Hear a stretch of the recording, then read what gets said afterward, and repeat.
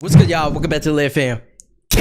Now today, bro, we got 1,000 flies versus Venus flytrap by the boy Terragreen, bro. Shout out Terragreen. Make sure you guys go subscribe, bro. Peak content, you know what I'm saying? So we're gonna be seeing if 1,000 flies can survive a Venus flytrap. Obviously, if you guys didn't watch the carnivorous plants video and you just don't know what a Venus flytrap is, it's just those plants that, you know, literally open and close their mouth and they trap things in there. We learned about it in the last Terragreen video we watched and also in the Dumb Doggo channel we watched. So with that being said, we're gonna see how tough of a battle this is. And without further ado, make sure to grab your popcorn and let's see. This is 50 Venus flytrap plants, and in this video I'm gonna put 1,000 flies in the same container as them. Will the sheer number of flies trick the traps, causing them to close, or are the flies just simply cooked? I mean, flies, I feel like they're kind of dumb, right? Like, I feel like they're gonna fly right into the trap, especially because of the smell, because you know how they just go through like any trash or whatever, just any smell they get. So you know how those Venus flytraps, they have like that stuff that they produce to, you know, bait people towards them, the insects towards them so they can eat them. I'm like, all the flies just gonna go there, bro. And matter of fact, I think I'm predicting like a couple hours, they all done. That's why I bought this. This is 1,000 fly larvae. Yeah, might look extremely nasty, but over the next week, as long as I feed them food, they should all turn into flies so I can do this test. So what? I hate flies. Oh my gosh. I mean, I hate mosquitoes more than any other insect because they're literally the most pointless. But flies too, bro. They're right there because, dude, they're just annoying as shit. They're dirty as hell. Like these larvae that he's showing right now. Like sometimes I'll have that in the trash can because you know how something like breaks out of the bag and it leaks into the trash can. So, you know, the flies start having freaking babies in there and shit. It's so nasty, bro. Wait for these guys to turn into flies. Obviously, I have all of these Venus flytraps, but I also have tons of other carnivorous plants that you may have never even seen before. What the heck? I'm gonna be able to do tons of different tests in this video. It's gonna be super cool. And for thanks to Dumb Doggo, we know these. Test number 1, I want to show you guys the smallest of Venus flytraps. Now, you know it may sound stupid, but I promise you how they work and catch insects is actually really insane. Gosh. Let me show you how they work. And yeah, it's not a joke how small these things are, because when compared to normal Venus flytraps, the jaws are about 10 times smaller. And in fact, yeah, they're look kind of cute, small, to be honest. But since these are minuscule, they're so cute until you stick your finger in there and all of a sudden, you know what I'm saying? The normal prey I feed in my videos is not gonna cut it. Yeah, sorry, cricket, you get to live another day. That's why instead... Bro said, sorry, you get to live another day. As if he wants to die. Oh, man. Damn it. I didn't get to die today. Fuck. I got literally the smallest thing available. These are flightless fruit flies, which if you've seen my channel before, the smallest thing available. These are flightless fruit flies, which if you've seen my channel before, you know they're pretty much the most useless animal. Cause seriously, bro. Bro, they have wings on it and they're flightless. Nigga, what? How are you a fly that doesn't have the ability to fly? That doesn't make any sense. But anyways, I put the smallest flytraps in the testing enclosure. Then I put one of these flies inside to see if he'd get caught. Start the timer. Now this fly didn't waste any time because it immediately walked straight up to one of the Venus flytrap pots and then started to walk all over the tops of the jaws. Bro. Absolutely risking his life. You may already know this, but normal Venus flytraps work by having these super tiny trigger hairs inside of them that when a bug or something touches them, it snaps shut. But these traps are obviously the smallest in the world. Because of that, they have extremely small trigger hairs. And I'm talking so small that if I zoom in like 100x on this footage, they're so thin, my camera can't even pick them up. Damn. And I guess the trigger hairs were quite literally so thin that every time this flightless fruit fly walked inside the jaw of a trap, the jaw didn't close at all. And the fly was able to... Yeah, I mean, those trigger hairs are kind of pointless, bro. Ain't shit triggering. Just walk out. I mean, it kind of makes sense. These flightless fruit flies weigh about 0.0003 grams. So yeah, I guess the traps quite literally can't even be triggered by how light their weight is. Wow. Yeah, clearly the fruit flies aren't gonna work. So instead, I got the world's smallest cricket instead to test. Let's see if this works any better. Yay! More crickets get to die. Let's go. Boy, let me just tell you, things were a lot more interesting this time around. Because once again, the cricket walked straight up to one of the trap pots and started climbing all over the tops once again. But this time, quite literally within 30 seconds, the cricket happened to put his face up to the lip of one of the Venus flytraps. You may also already know this, but these plants produce a special kind of nectar around the lips of their jaws to lure insects in like this cricket. And you can see it was working pretty well because that's why they're all going towards them, because they're smelling that liquid, you know what I'm saying? Or else they wouldn't go towards it. Cricket was just absolutely slurping this nectar up. And he was getting a bit too distracted because he then stepped into the trap, probably stepping on the mic. Oh, damn, you might as well just say, please eat me. Like, that's what you doing at this point. You went, like, at least you were at the corner of it. You could just sip on it. Nah, you going deep in there, boy. You head deep. Trigger hairs, which then caused the jaws of it to close. But the cricket was too fast, and he was barely able to make it out with that slow ass jaw, bro. You gotta chomp that. You gotta chomp that shit, man. Life. Dang, that was a close call, but you can see how quickly that can all happen. And yeah, don't worry, guys, because there's only a few minutes later when the cricket did the same exact thing. He walked up to another jaw, walked straight into it. Oh my gosh. Yeah, this time the trap closed on him while he was starting to walk out, leaving half of his body now sticking out of the trap. Bro, he probably thought this was just a play thing. Look, he's over here trying to grab this food right here, just chilling. On him while he was starting to walk. Look, he grabbing his food out, leaving half of his body now sticking out. And right here, this is the moment he fucked up.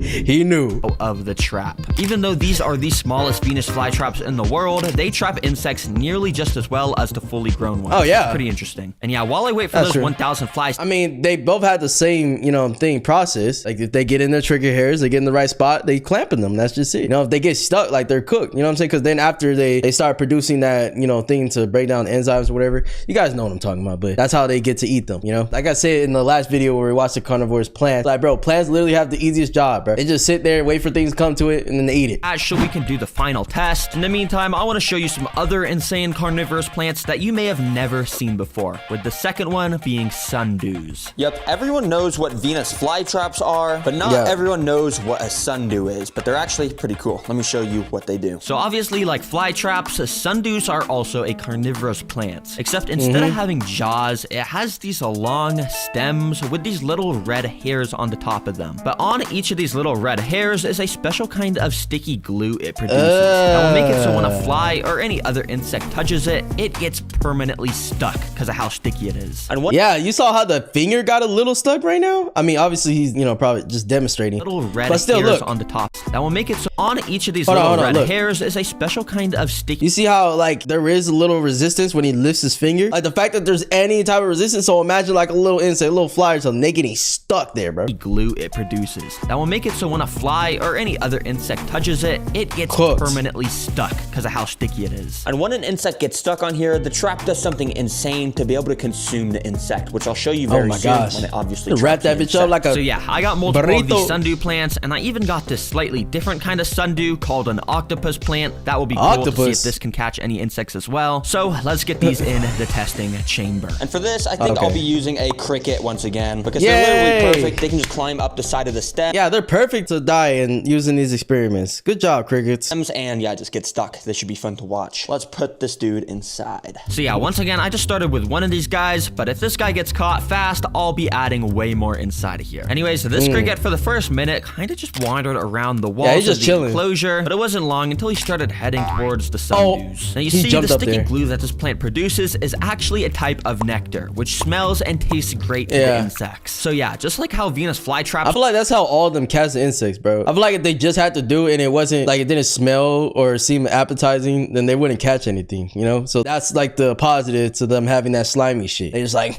come eat me, baby. I smell so good and I taste even better. And then they come in and like, yeah. Meet that butt. Lure insects in with their nectar. These traps do the same thing, because this cricket then decided to start climbing up the stem. The only thing is, though, that he ended up stopping right before the sticky part, and that's actually because of his antenna. Yeah, his antennas got stuck. Long antennas that help them navigate and detect danger before running into it, and this guy's antenna actually ended up getting stuck in the sticky nectar part. But using its chat, is it me or these antennas for the cricket is what makes it look scary? I feel like without the antennas, it wouldn't look as scary. Is that just me? Like, that's weird to me. I feel like the antennas make it look scary because I don't know, it's just the look of it, like a fucking alien. Mouth, it was able to pull the antenna back and then started to lick all the nectar off of it. Yeah, and I'm not kidding. This cricket really just sat here for like 30 minutes. Constantly licking his antenna, then putting it back into the sticky nectar, and then licking it back up. I mean, if you think about it, it's kind of a limited food glitch, bro. Nothing happening to him. He's not in danger. You get to just lick his antennas, you know what I'm saying? It was kind of outsmart. It's like getting a whole bunch of the Cheeto dust on your hands, just unlimited, you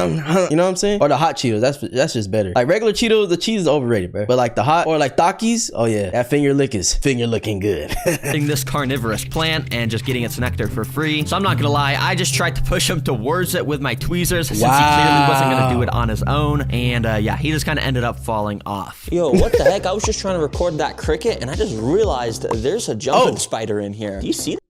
What the fuck you mean you just realized?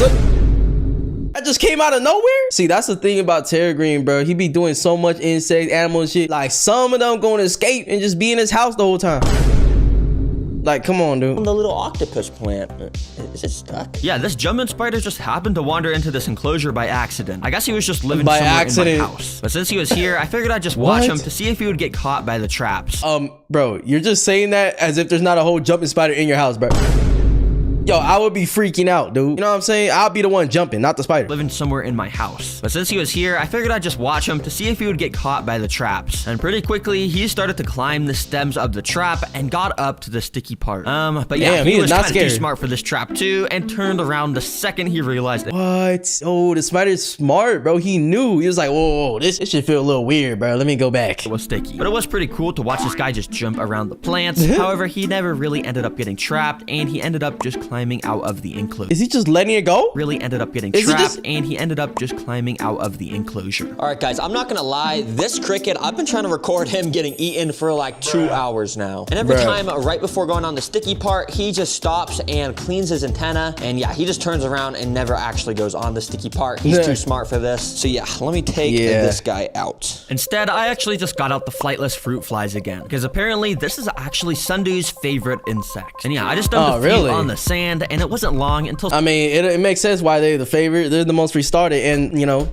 useless ad insects, bro. They're easy to eat. Some of them started to climb all over the stems and eventually started getting stuck all over the different sticky parts. I even went and just dumped a crazy amount of these flies all over the top of the sundew plants to show you guys exactly how cool sundews really are. Because obviously, now you can see the sticky parts of the plants are just completely covered in flightless fruit flies. Now, if you're wondering how this plant actually eats the flies, well, this footage shows how. As you can see, it uses each of its red hairs to basically curl around the prey. And once all of those curl around it, the stem itself also starts to curl around the prey. This will basically ensure the fly has a 0% chance of escaping, while the plant releases basically an acid to consume it. Yeah, it's pretty brutal. So yeah, that's what it is. Every time the plants just release like a certain acid and stuff to break them down. So right now it's just crushing it, breaking down with the acid, or just gonna soak up all the nutrients that they need from the insects. Pretty cool to see these things work. All these flies are just gonna turn into food for these plants very soon. All right, there's still one more major carnivorous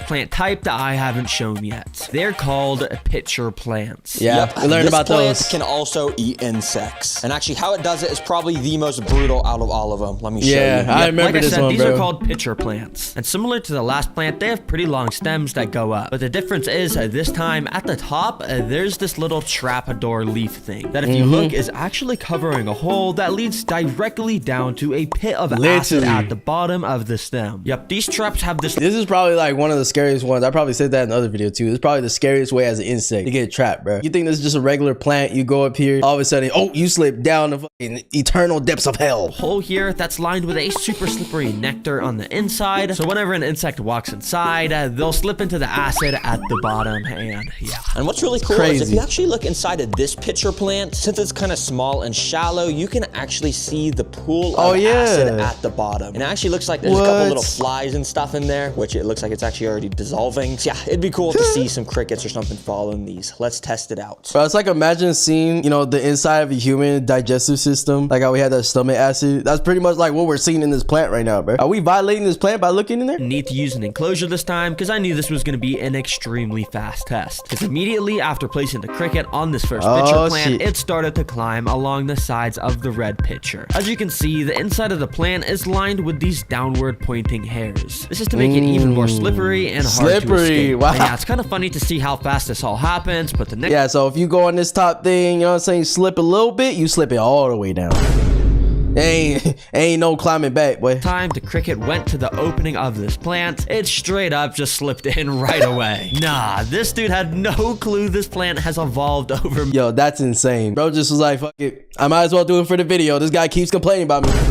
Shit, let me just go so we don't start yelling at me again. Millions of years to just be able to eat them this fast. Wow. Yeah, and as you can see on this footage that I recorded on my phone, he was now just sitting at the bottom of this pool. Bro's like, you just gonna stare at me, nigga? Help me! Help me! Of acid. Over the next few days, it'll dissolve him and turn him into nutrients for this plant to grow even stronger and larger. Nice. That's what I'm saying. Like, these plants have the easiest job, bro. They don't move, they don't hunt, they don't do nothing. They just sit there. It's like, up.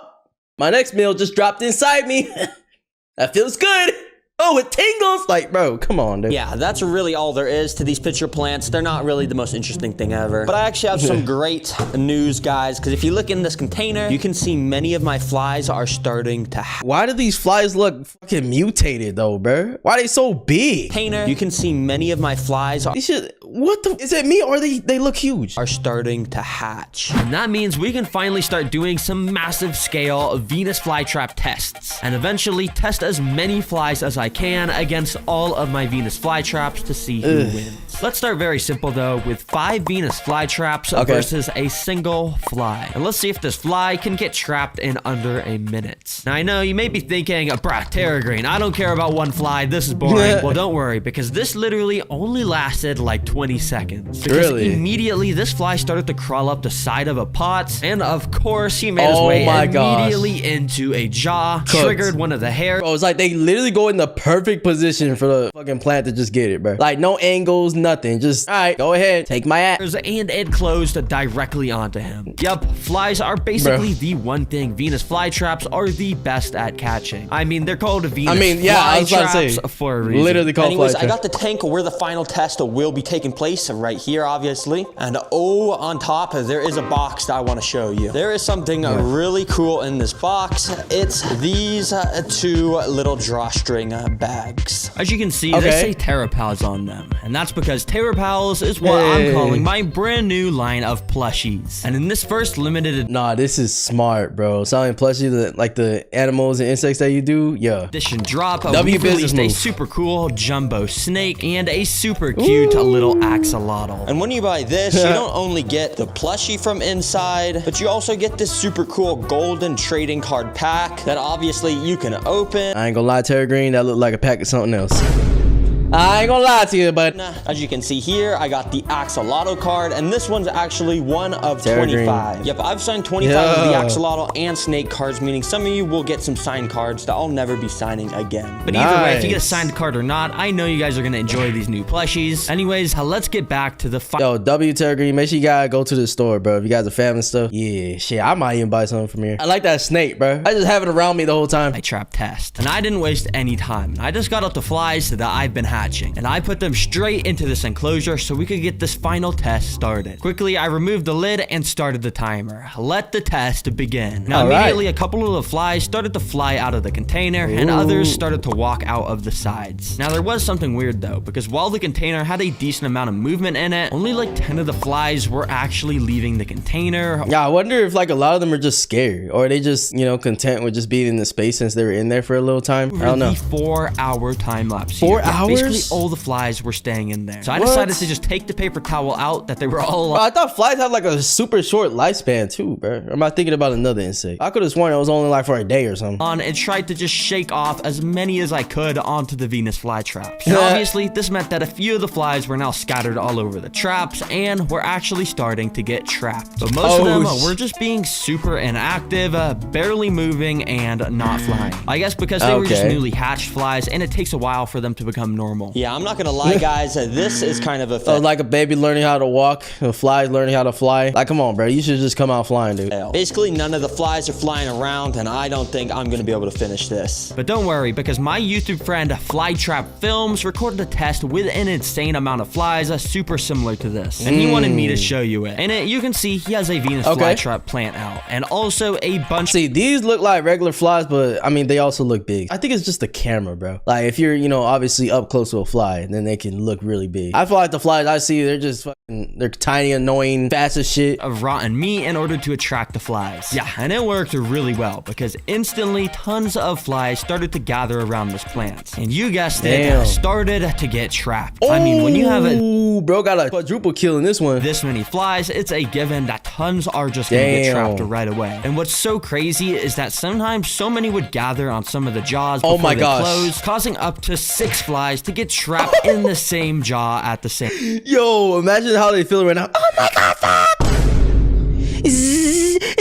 time. What? Flytrap Films himself said that this is the most flies he's ever seen get caught at once. Also, some bonus footage for you guys. Hey, you remember those pitcher plants from earlier? Flytrap Films also did the same test with a massive pitcher plant to show you guys how effective these— Oh my god, these plants are big. They could probably carry all 1,000 of these motherfuckers in there, bro. I wonder what the capacity is, like, for the acid before it just gets too built up and like the acid's not enough to, you know, get everything. Flying insects, and this plant literally just looks like a vacuum cleaner sucking up all the flies, which in a way it kind of is, because every time a flying insect flaps its wings above the opening in this plant, it creates a weird kind of vacuum effect with the wind, causing the bug to actually get pulled down. Yo, oh my gosh, they're literally built perfectly to trap any flying thing in there, bro. That's insane. Like, they, you know, they just naturally flapping their wings and shit, and then they don't know, but it's actually hurting them the more they flapping into it. And yep, after not too much time, this thing just caught so many flies. And it was literally just starting to overflow.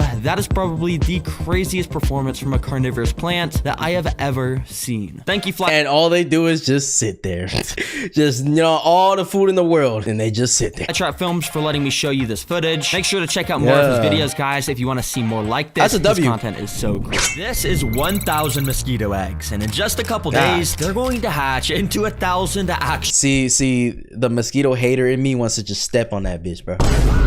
I'm sorry. It is what it is. Flying mosquitoes that I'm going to be doing the most interesting experiments with, like feeding them a pool of blood. Anyways, right now, the mosquito eggs we have are dormant, but all they need to hatch is a bit of water. The second a dry mosquito egg— Yep, mosquitoes, they love water, bro. That's actually like a way that you know, catch them and stuff. Is kind of what I do here, because you have a lot of mosquitoes. But you put like jugs of water, but then you put stuff in it that kills the eggs and stuff, you know? So it kind of like traps them in there, and then overall doesn't cancel out every mosquito, because them motherfuckers just come, but hey, it helps a lot. Which is water. The embryos inside absorb it and basically come to life. And literally within only a few minutes of adding in the water, check out this area right here. A tiny little white speck started to poke out from the top of this single egg. Everyone, like a sperm this cell. is a mosquito larva, also known as a wiggler. And yeah, you can probably tell why they're called wigglers based on how much they wiggle. But over the next few days, this will— I'm finna wiggle my foot on that bitch, bro.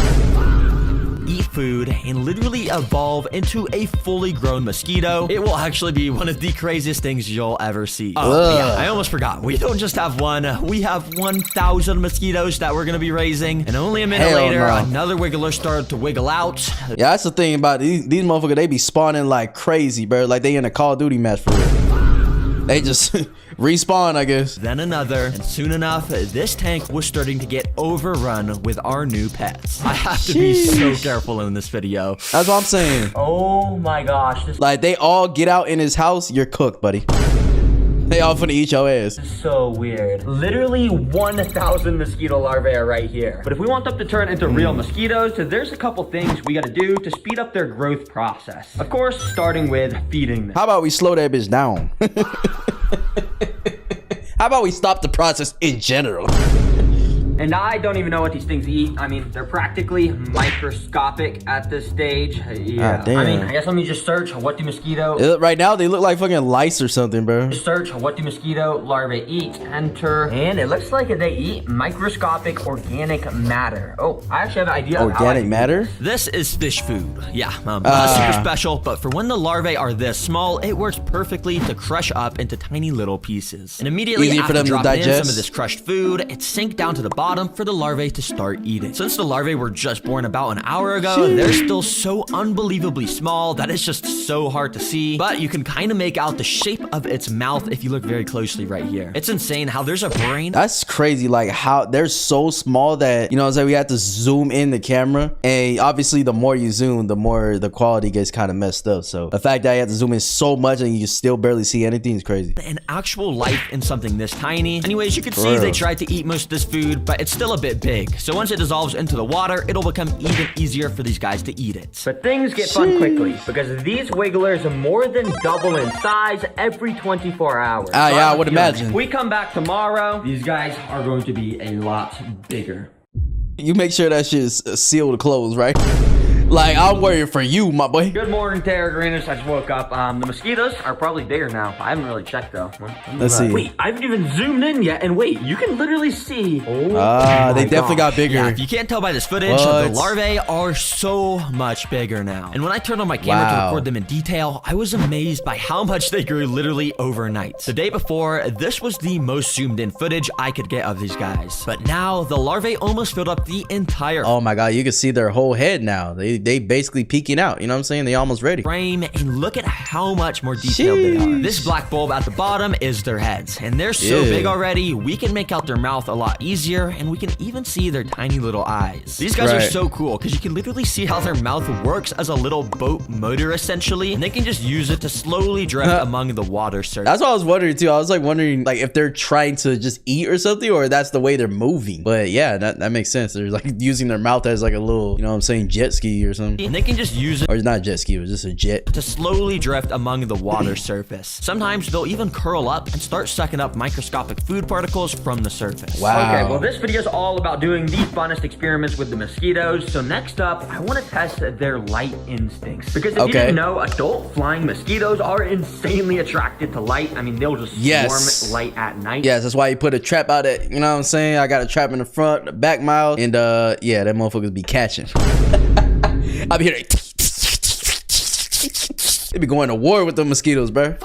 Wondering if that instinct starts when they are babies. Well, to figure it out, I turned off all the lights in my garage and watched what they did. Pretty quickly, the larvae actually started to rise to the surface way more. If you remember, most of the larvae were spending most of their time together, sort of near the bottom of the tanks when the lights were on. But yeah, with the lights off, they all like to be on the surface, apparently. Okay, that's pretty interesting. But now, what I wonder why, like, specifically the surface, when he turned off the lights, you know? Do is take this super bright studio light and position it pointing right at the side of the enclosure. So that way we can turn they're it on. all gonna go to it. Oh, there we go. And we can see what they do. Yeah, let's see. And literally the second after turning on this light, like magic, the larvae started to migrate away from it. And they all started to gather up on the right side as far away from the light as possible. Wait, so these... so they're not attracted to the light right now. I wonder if it's just like they're scared, you know, because something just flashed them. So them just being larvae and not really, you know, at the adult age or whatever, they just kind of just getting scared of that, you know, especially since it's such a bright light as well. Guys are moving away from the light. That's interesting. The fully grown mosquitoes, they'll completely swarm light. But when they're larvae, they will completely avoid it. So to confirm my theory, I turned off this light and moved it over to the right side. And immediately the larvae did exactly what I thought they would. And they went back to the left side. Since I could kind of control where they were, I thought it'd be funny to kind of just swap the lights on and off on each side and, you know, make them do some exercise. Listen, okay, I gotta train some strong... Hey, don't make them do exercise, but they're gonna be strong as hell and suck even more blood out your ass, bro.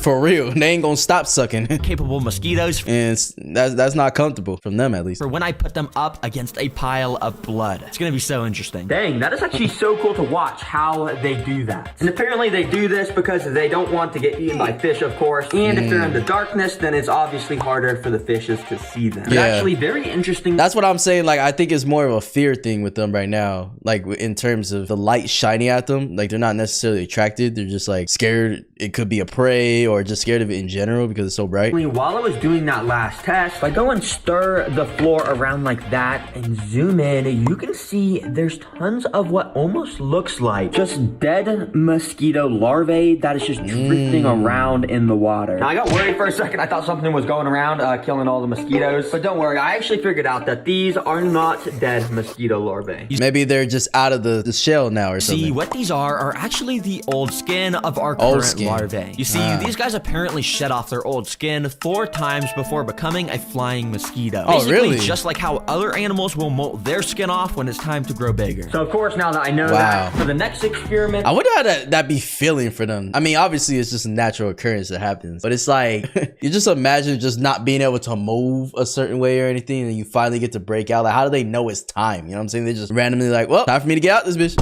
You know what I'm saying? Like, I gotta see if I can capture on camera a shot of them molting. molting. Basically, what I'm gonna do is go and move my lights back to the, the back of the enclosure. And basically, that's gonna cause all the larvae to go and swim to the front. And then I can just leave my camera running for like 24 hours, and surely I can capture at least one of these guys molting to get that shot for you guys. And so yeah, I recorded this for like 2 hours, and after thoroughly reviewing all of the footage, none of the larvae actually shed their skin, unfortunately. But obviously, I was not gonna give up. So I spent hours actively recording with my camera, watching every single... Probably wondering how the hell, like, does he have I wonder what kind of battery, if he has a dummy battery or something that be like constantly, like that they're able to record for hours like this. Watching every single larvae at the water surface. Apparently, they only molt out their skin when they're hanging upside down from the top. And after about 2 hours, I found this larva. You can tell he was about to molt by the fact that he was hanging upside down for a pretty long time without moving. And every now and then, he would try and twitch to squeeze out of his old skin. Yeah, and his mouth is not really moving at all. Like, there's not enough movement going on. So yeah, it looks like it's getting ready for something. If you look very closely right here, you can see his old skin starting to slide up and off. And this white part right here is his new skin underneath. But after watching this guy for like another hour, all of a sudden he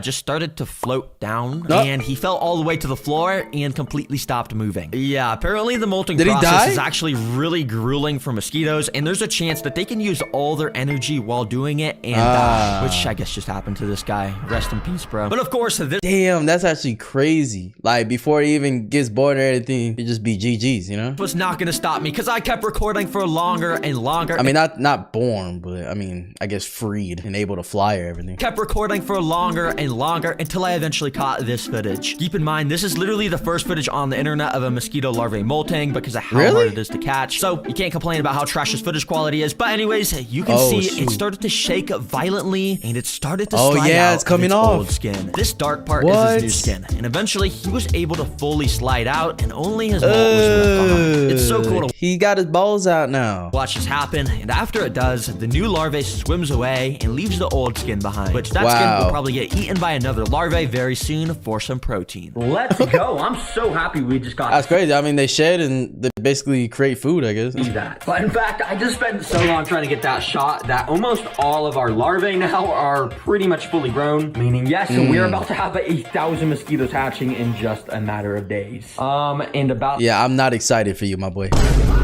Like, at all. I'm actually very scared right now. It would be extremely illegal and just really bad if a mosquito escaped, let alone 1,000 mosquitoes. So I have a feeling next time we build some sort of containment system. Like, bro, I'm sorry. I love you, Terragreen, but I would not want you as my neighbor, bro.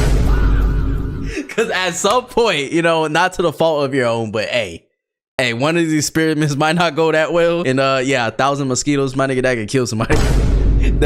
Oh man. Now thankfully I had this big tank sitting in my garage, which would actually be a perfect fit to put over our current tank, so when the mosquitoes hatch they won't be able to just fly away. But obviously there's a big opening on the bottom, which would be bad if we had to move this. All the mosquitoes would get out. So what I did was put my current tank in here while the big one was sideways, and then I got this piece of clear acrylic that I'm gonna be able to attach to the front. So okay, attach this piece of acrylic. So I'm still scared, bro. I feel like these motherfuckers be slipping through any cracks, bro. It's gonna make sure no mosquitoes can get out. But you're probably wondering why I got all these massive holes right here. Well, what I'm gonna do is this, and as you can see, I just put mesh in each of the corners so you know air can get in. But I left this hole open in the middle. Yeah, that's what I was saying. Like, I know, you know, they have to have air and stuff, but sheesh, it's still scary. The middle, so I can put a little door here, so we'll be able to put stuff in, but mosquitoes won't be able to get out. It's pretty simple to make though. All right, we'll see. Attach this little sleeve contraption I made and put a clamp on the end. Basically, how it works is if you want to put your arm inside, you go ahead and take off the safety clamp like that. And basically, what you do is while you're holding it still, you gotta carefully stretch your arm inside, and then boom, when it's around your arm, it's very airtight, and you can go ahead and put your arm inside. And you see, I have access to here, and the mosquitoes won't be able to get out. And it's very easy to go and take my arm out. Bro, but just that little time that you open the thing, I feel like something could go out though. I don't know. Let's see. Shut, and then I can go and put the clamp back on. And after I had my dad silicone the acrylic on, boom, this containment system is done. But guys, there's actually something I didn't tell you about these mosquitoes. In their life cycles, there's a whole nother stage of life before becoming mosquitoes that lasts about a day. And when When I came back the next day to my tank, I noticed they were already entering it. Oh my gosh, guys, look at what I just saw. Let's see. Take a look at the larvae in Oh my here. gosh. You see these little circular things swimming around next to the actual larvae? Yeah. Those are the pupae, and that means they're about to hatch. You see, these pupae are also called tumblers because, well, they tumble down when they sense potential danger nearby. But the coolest thing is how these guys look. I ain't gonna lie, they look like the shrimps I'll be eating sometime, bro. They look like shrimps right now. They got these weird, scary looking eyes. They got little horns that act as snorkels for oxygen. And of course, they look way different from a larva with that cool shrimp-shaped body. And if you're wondering I told you look like shrimp. how it looks when a larva turns into a pupae, well, this awesome footage from Backyard Bugs shows it. Basically, the skin splits at the thorax area, and very similarly to how the larvae molt, the new pupae will slide out. And yeah, it's pretty amazing. Oh my gosh. These guys are so cool. But we haven't even caught this. Cool? Nigga, no they not. See the coolest part where they literally crawl out the pupae, and it's like an alien movie. It's crazy. But yeah, I don't think that's I can't wait to see that to get, because we're on like day 8, and check what has just started to hatch. What the? That is a mosquito, meaning there's like 3 mosquitoes in. Yeah, they already hatching, bro. But honestly, if you think about it, just a couple of those days, like it seems like that's kind of a long time. But shit, it feel like they mosquitoes over here where I live, like in a motherfucking 2 hours or something. Like, they just be everywhere. Here right now, so it shouldn't be long till we have much, much more. You see, the pupae get darker and darker as they get closer to turning into a mosquito. So they since get this black. pupae is bright white, I know he won't be hatching anytime soon, but these pupae here are extremely dark, meaning the mosquito is right under that skin, ready to crawl out. So to make the shot even easier to get, I'm gonna suck all the darkest pupae up into You gonna suck them? this little pipette and put them in this container to make it easier to record. Now, since mosquitoes have already started to hatch, I actually had to I don't know why this is a good idea though.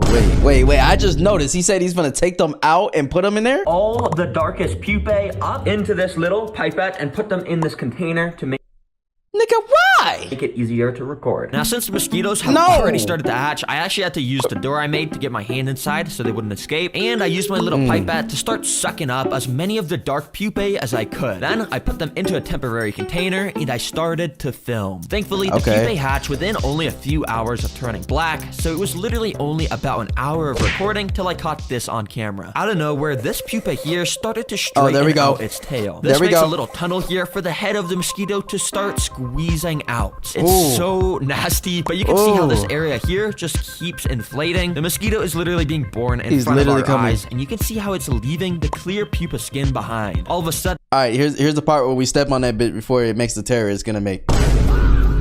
Right, like the Terragreen right now. I'm not kidding. Then his little mouth pops out here that they use to suck blood, and soon after, you can see his wings popped out as well. Oh my gosh, guys, this is insane. Wait, this is happening right now. Finally, the legs stop sticking to the body, and bada bing, bada boom, Now that's it's how out. a mosquito is born. They'll basically stand here for like half an hour while they wait for their body and wings to harden up. Unfortunately, I am not allowed to just let this guy fly out. Yeah, when you hatch mosquitoes in your house, it is just illegal to let them escape. So I'm gonna try to move them into. I didn't even know it was illegal. I mean, honestly, that's a good thing. Because imagine a motherfucker that hates you so much and they just let out mosquitoes in your shit. 1,000 of them, bitch. Yeah, that could be a homicide right there. But yeah, I'm scared that he's just, it's just out in the open right now. But like I said, they can't like start flying and stuff until their things harden. But Try and move them into this tank, but if I can't do it, I do have this here. But thankfully, I didn't have to use that since it was super easy to just grab it with tweezers and yeah, you gotta have one of those in the house, man. let it loose in the containment system. W mosquitoes, bro. That was one of the coolest things I have seen. Well, guys, it's been another few days, and I'm proud to say we have 100+ mosquitoes now. I mean, we got tons just flying around. We got even more just sitting all over the glass, and that's not. Just imagine how hungry they are, how bloodthirsty they are right now. Not even to mention all the mosquitoes just hiding around. Now, I can test these guys with my last 2 mosquito experiments, starting with sticking my hand inside of the tank of mosquitoes. Nigga, why? Why you doing that? But in addition to my hand going in there, I've also got a couple kinds of mosquito repellent. So we can test. I'll tell you right now, that shit don't fucking work, bro. At least on mosquitoes, I got a motherfucker. You gonna need like 100% DEET or something, and even then, they'll still get on your ass.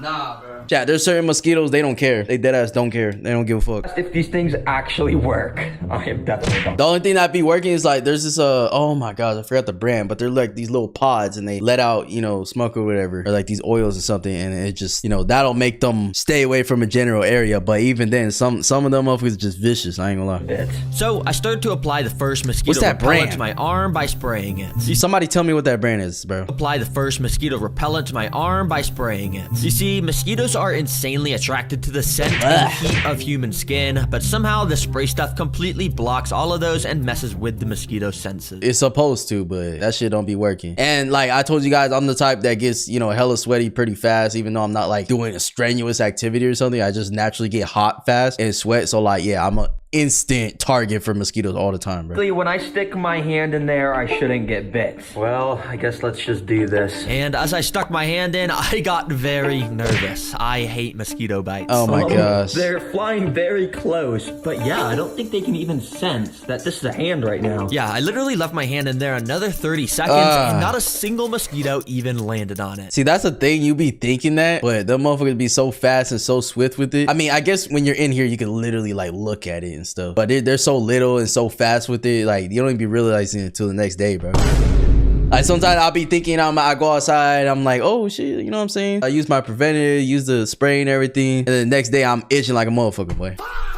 Like that shit, oh my gosh. Normally they would definitely. I actually got a bite right now, actually. Look, you guys can probably see. Hold on. Right here, bro. You see that redness right there and a little bump? You can see like my skin lifted up right here. Because that fucking bite, bro. Like it's so bad. It's so bad. Be swarming it. Dang, this stuff works good. If you need some mosquito repellent, I recommend this brand. It's not sponsored or anything, but yeah. No, off is the best one. The second mosquito repellent I want to test. Well, you see this app right here? This app claims to literally make a sound that will repel mosquitoes. No way. You hear that? It's like a nigga, that's repelling me.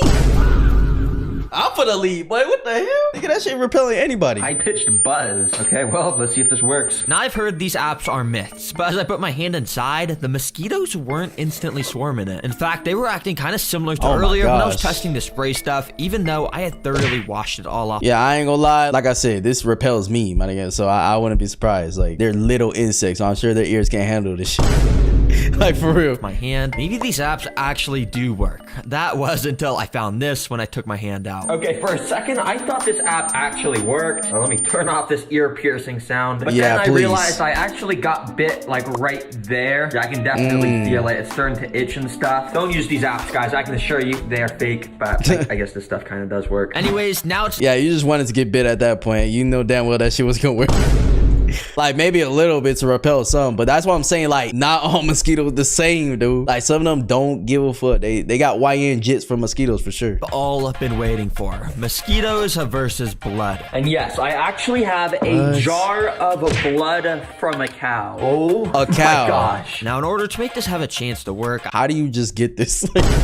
Wait. How did you get this, bro? I had to fill up this little container with a bunch of blood, and then I put some saran wrap on top. This way, the mosquitoes could stick. I wonder if they react differently to animal blood versus humans. Their little mouthpiece through it and get filled up with blood if they're hungry. Finally, I just warmed it up in the microwave so it would recreate the temperature that mosquitoes like, and I put it inside the tank. Let's see what these mosquitoes do. Now, for the first like 20 minutes, pretty much none of the 100 mosquitoes were interested. They were kind of just hiding around and not moving much. So I kept trying tons of new stuff, like dimming the lights, because apparently mosquitoes don't like to eat under the bright light. And after trying so much stuff and recording for hours, not a singular mosquito tried to eat this blood. And this cool footage, you can see mosquitoes literally only take a couple seconds to land on an arm and get complete. Oh my gosh, look at his booty. Look at his ass. To eat this blood. And this cool footage, you can mosquitoes get free BBLs, my nigga? See mosquitoes literally only take a couple seconds to land on an. Oh hell no, fuck these niggas, bro.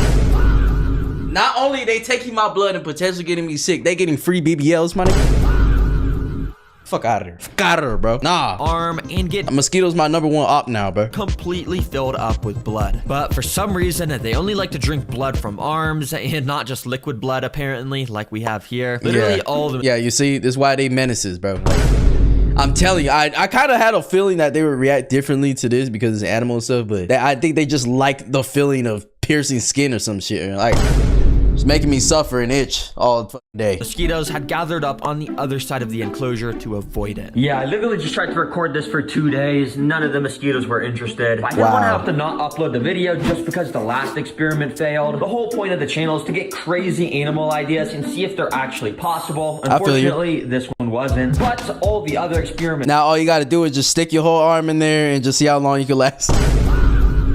That's the last challenge, bro. We got to learn all about the mosquito life cycle, which was just so interesting to watch. So I had to upload this. Hopefully you guys learned something new. Nah, this is a good video though. And about these mosquitoes, I had to buy this massive freezer to terminate the colony because that's just legally required after filming with mosquitoes to ensure none of them escape. So I'm gonna get to doing that, guys, but I guess see you later. I've seen videos of ants doing insane things to survive, like in this one where they built a boat out of their bodies to survive a flood, or in this one where they built a dangling bridge out of their bodies to yeah, this is always so fascinating to me, how ants work together better than any human could, bro.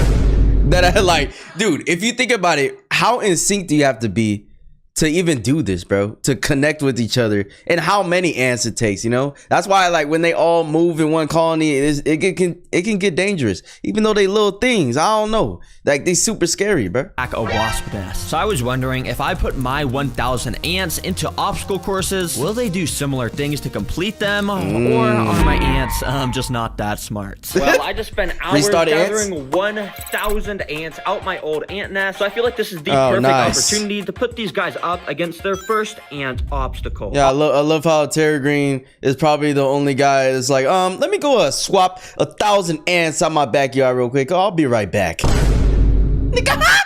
Okay. Obstacle number 1 is this thing. Basically, what we do is put some massive dead insect food at the bottom, and then we fill it with a bunch of sand to turn it into one of those 2D ant nests. Basically, we'll be able to watch the ants dig out all sorts of tunnel systems in here, and if they actually find the insect food I hit at the bottom, then they'll pass the obstacle and move on to the next obstacles that get harder and harder as the video I think this first obstacle is gonna be super easy. That's literally their bread and butter right there. Goes on. All right, let's not waste any time. But we'll see. Let's see. Let's just do this. Because some ants could be restarted. Very satisfying watching 1,000 ants fall in here. Ain't nothing satisfying about that. Immediately, the ants all just started to try and climb the... Now, this experiment gone wrong. All 1,000 ants completely escaped, and now my house is infested with ants. Yes, let's go! Walls of the top area to try and escape. But surprisingly, many of the ants were already starting to dig down that center 2D part of the nest. Oh my gosh, this is happening so fast. Wait, is there already progress on the side of the tank? Oh, I just put these guys in literally like 45 seconds ago. And they've That's the thing though, there's so many of them. I feel like the penetration is like way easier, you know? It's freaking hundreds of them just bamming at the same spot, you know? He dug like half an inch down in. What? Yep, and if you check out this time-lapse footage, you can see just how quickly they were getting work done. They literally work like mini drills to dig these tiny tunnels through the sand. But in reality, it's a tiring and grueling process where each individual grain of sand has to be picked up from a worker underground, brought all the way up to the surface through this little hole, and then dropped off at this pile of sand over here. Now, like, that's hella dedication too, chat. Like, just think about it, having to work with all those ants and stuff. Like, for me personally, this would give me so much claustrophobia, and honestly, I just get sick of everybody, bro. Like, here's this 1 grain of sand. Here you go. Here you go. Like, stop this, bro. I want to go home and sleep. While I was recording this, it was actually getting pretty late in the day, so I decided to turn off the lights and came back the next day to see the progress made. And guys, the next day I came back to the ant nest looking like this. Ooh, that's so cool, bro. What? It's been literally like 8 hours. How did the ants build an entire intricate nest? And not only were all... Yo, whenever I watch things about bugs, I get all like... weird. My headphone wire just like touched my foot very lightly, and it felt like something was crawling on me, and it scared me. I don't know why. How did these ants build an entire intricate nest? And not only were all these intricate tunnel systems made, but remember those dead insects I placed at the bottom as food? They got to them. It's safe to say that ants found those too, and it looks like the whole colony had swarmed them and had already started to devour them. That's insane, Since they got to the insects, that technically means they passed this. Bro, one thing I'm confused on is how do they like decide how to make these pathways, or does it just happen? Like, it's just like, okay, we're we're all going this way. Let's keep going this way. And then we kind of break away this way. Some of us break away this way. It's like that's the crazy part to me, right? First obstacle. Congratulations, guys. It happened so fast. I literally didn't even capture that on camera. Oh, wow. But this next obstacle the ants are going up against will definitely be caught on camera. Okay. The next obstacle is the tightrope of doom. Yes, you heard that That right. doesn't sound And if you're good. wondering what that is, well, it's this thing. Yup, the Tightrope? ants will have Oh. to walk across this extremely narrow tightrope over a pit filled with fire and flames. God damn. Oh, I gotta put that out. Oh, yep, put that out. Oh, are you gonna go out? No, I'm just kidding. That would be Yeah, video went wrong. Terragreen's house absolutely burst up in flames. Sorry. crazy. These are literally my pets. I would never do that. But I will be trapping the ants down here if they fall by lining the walls of this pit with this super slippery. Bro, you should have put the fire, bro. Up the stakes. I ain't gonna lie.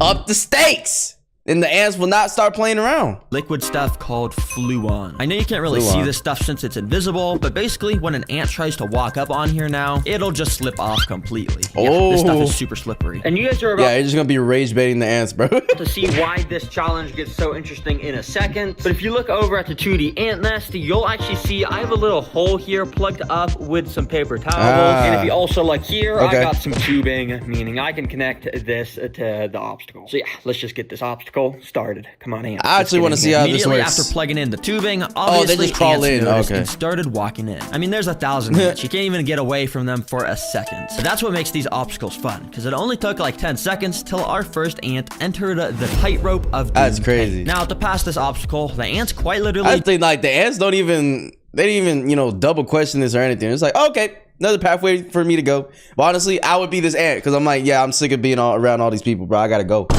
I got to go, bro. Now, to pass this obstacle, the ants quite literally just need to get one of these pieces. Just imagine being around like thousands of people or even just 1,000 people all the time, 24/7, chat. Like, that just seems draining, bro. Pieces of insect legs back across the tightrope, which I think might be impossible, but let's see how they do. Now, I'm not gonna lie, the ants started off with some pretty lackluster performance because our first ants that made it to this tightrope didn't actually walk onto it. They kind of bro's just a little restarted. It's okay. just walked around it on the corner of this platform where they just ended up just slipping off. Yeah, come on, guys. What are you doing? But we got... Bro fell off.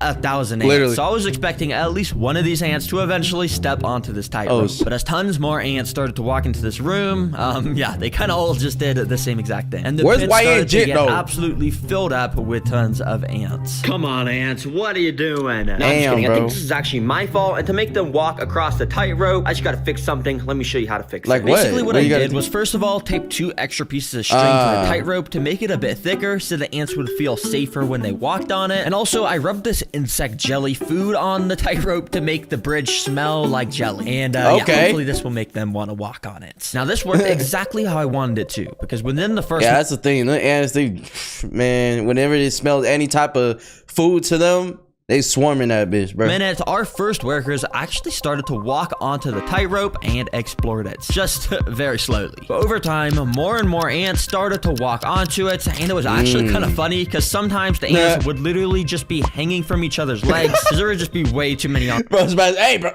hey, let go of my leg, nigga, damn. God, bro, you grabbing my dick, like, bro. The tightrope. I can imagine. Okay, these ants. Wait, I ain't gonna lie. No. This might be YN shit right here, bro. Tightrope at the same time. Look, he just pushed them off, dude.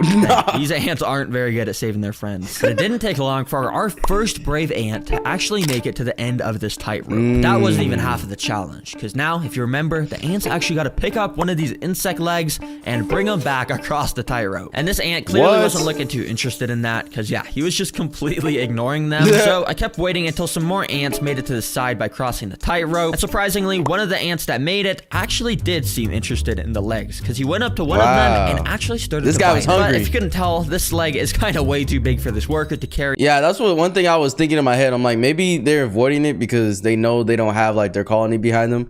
It's just themselves. They know, you know, I feel like ants are smarter than like we think, which I hate ants, bro.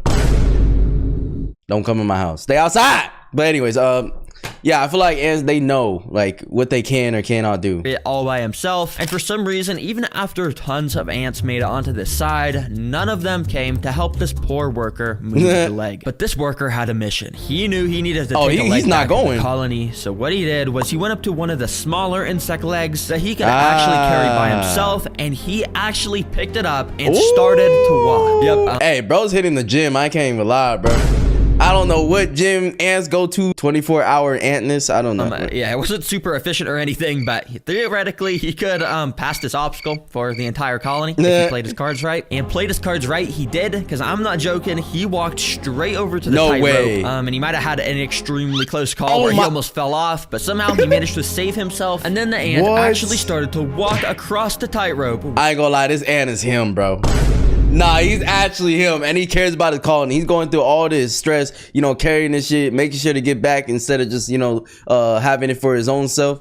Hey, bro, this is a team player right here. With an insect leg in his mouth. Oh my gosh, guys. This is genuinely so insane. I am rooting for you, bro. I mean, you got a long way to go. But guys, the ants were doing so awful up to this point. You can see how many fell into the pit of doom. Damn. This dude, he's just an absolute killer. Yup, literally none of the 1,000 ants decided to help this dude. He was doing that's this messed entirely up, bro. solo. And so he kept on marching, completely ignoring. Hey, are y'all gonna help the nigga? Y'all don't see him right here?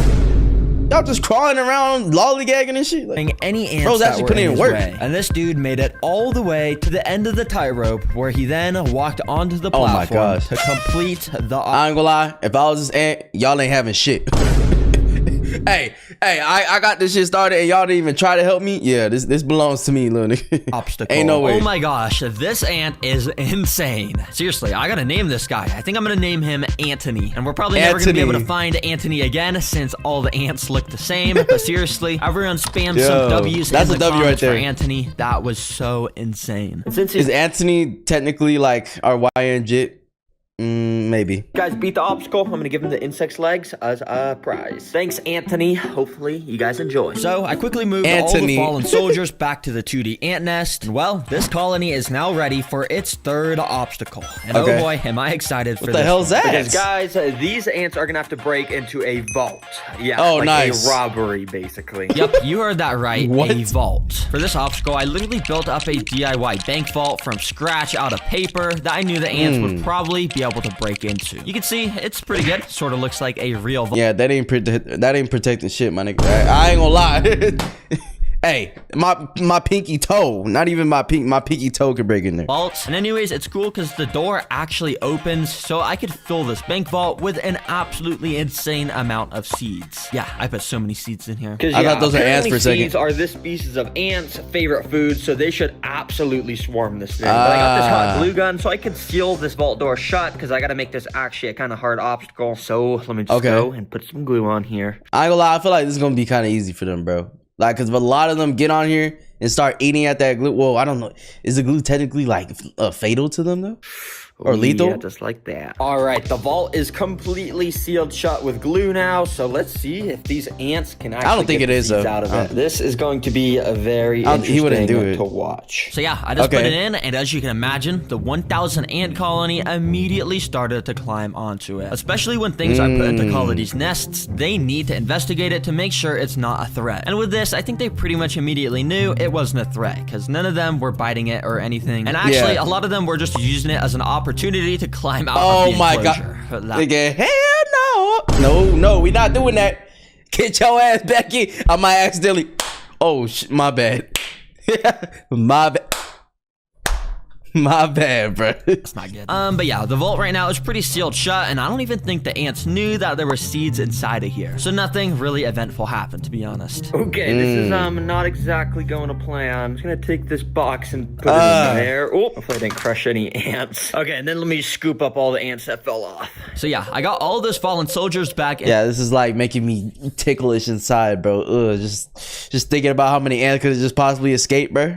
Terragreen gonna go to sleep and then wake up with like 50 ants in his mouth, bro. To the nest, of course. Well, that didn't exactly work so well, but I kind of knew it wasn't gonna work so well, so that's why I came equipped with this stuff. See, basically, it's a cup of water and a big cup of sugar, which I'm gonna pour into the water. Then basically, I can mix the water and sugar around. Sugar water sounds crazy. I wonder what this tastes like. I don't even want to know, to be honest. To make sugar water, which ants love the smell and taste of. And using this paintbrush, I actually just want to go. Yeah, they love anything sweet, so that makes sense. And paint our vault with it. And basically, this will make the vault not only taste like sugar, but it will also just make it kind of soggy since it's made out of paper, and it should make it able so the ants can chew through it and get to the seeds. So yeah, I absolutely just soaked this vault in the sugar water, and without wasting any time, I got this thing in the nest. All right, ants, let's see how you do this time. And oh boy, were things a lot more interesting this time around, because right away, tons more ants were way more interested. You can see how after the ants basically would walk put onto food the on vault, it for them. they would just completely stand still. That's because they were putting their mouth up to the paper and were just completely licking all the sugar off the paper.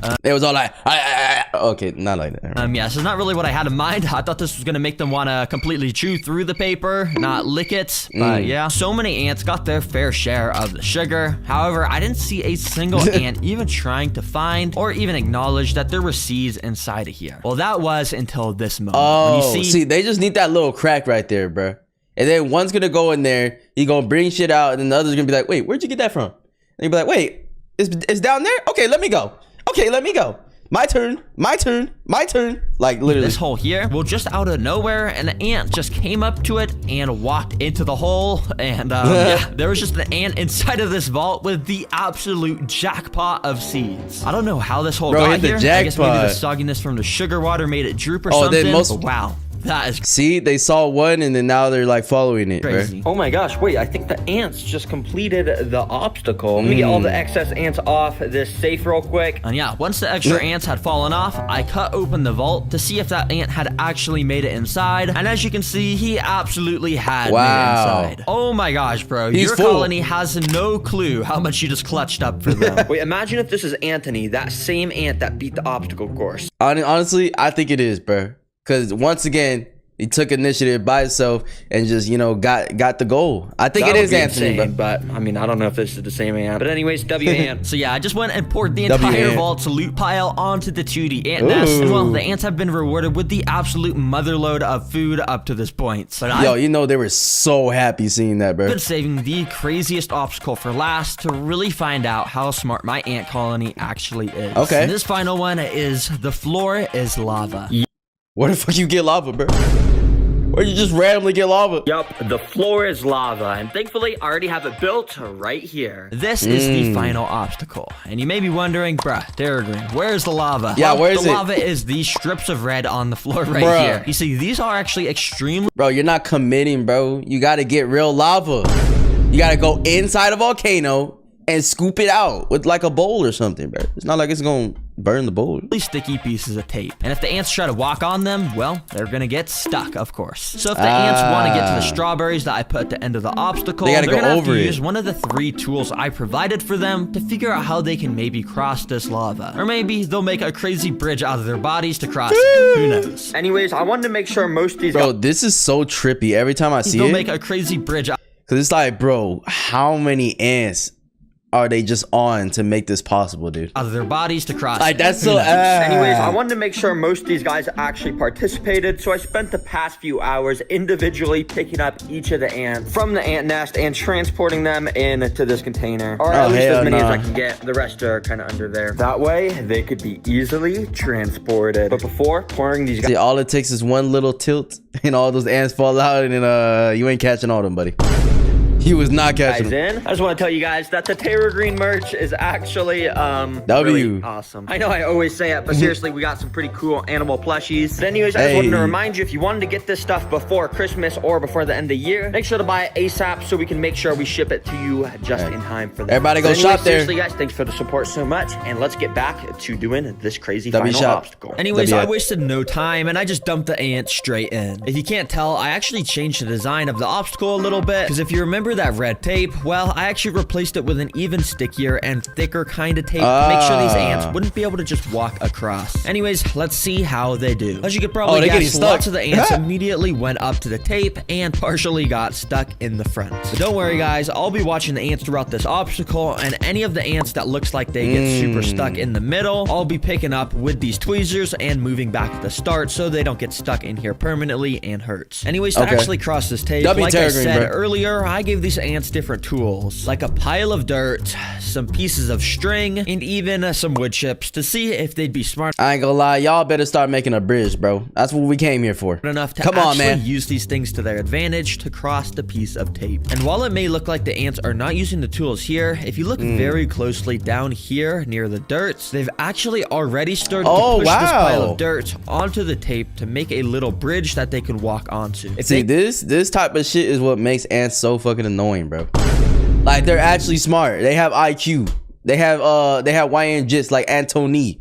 And then they start just figuring out how to do shit, bro. Keep building that up you this don't bridge, expect. They would actually be able to cross this with no problem whatsoever. But right when I was filming this, I actually noticed that an ant had actually been walking across the tape and somehow had made it extremely close to the end. Yeah, I have no. That's got to be Anthony, bro. That's gotta be YN jit, bro. Come on. Clue how this ant just managed to ignore the stickiness. Bro really jumped over of this tape. I guess his legs were just extremely strong or something, because he got all the way to the end where he had a bit of trouble pulling himself off the tape, but eventually he was able to do it. And well, this ant. Yeah, that's definitely Anthony, bro. He was strong to carry that thing all the way back, and we're talking about strength here in the legs and everything. He hits the weight room, bro. That's why you guys gotta lift weights, man. You want to be just like Anthony. Just technically passed the obstacle. Oh my gosh, bro. Wow. I didn't even see this ant, but I mean, he just passed the obstacle. I guess that's fair and square. Good job, bro. Why is it the past 3 obstacles? It's been a single ant that's clutched up the entire colony. But anyways, I gotta get all these guys off the tape so they aren't hurt at all. So yeah, I got them all picked up into a container and transported them back to their nest safely. All right, because you guys beat it, I'm gonna give you this piece of the strawberry. And because the ants beat all of the obstacles I gave them, I'm gonna be giving them this brand new ant nest. Basically, it's just a bit more compact, and it has a cool outworld on the top. And I think it's just a bit more optimal for them. So I'm gonna go and move them in there. Anyways, hopefully you guys were entertained. That's cool, bro. And I love how Terragreen, like, you know, like truly cares about the,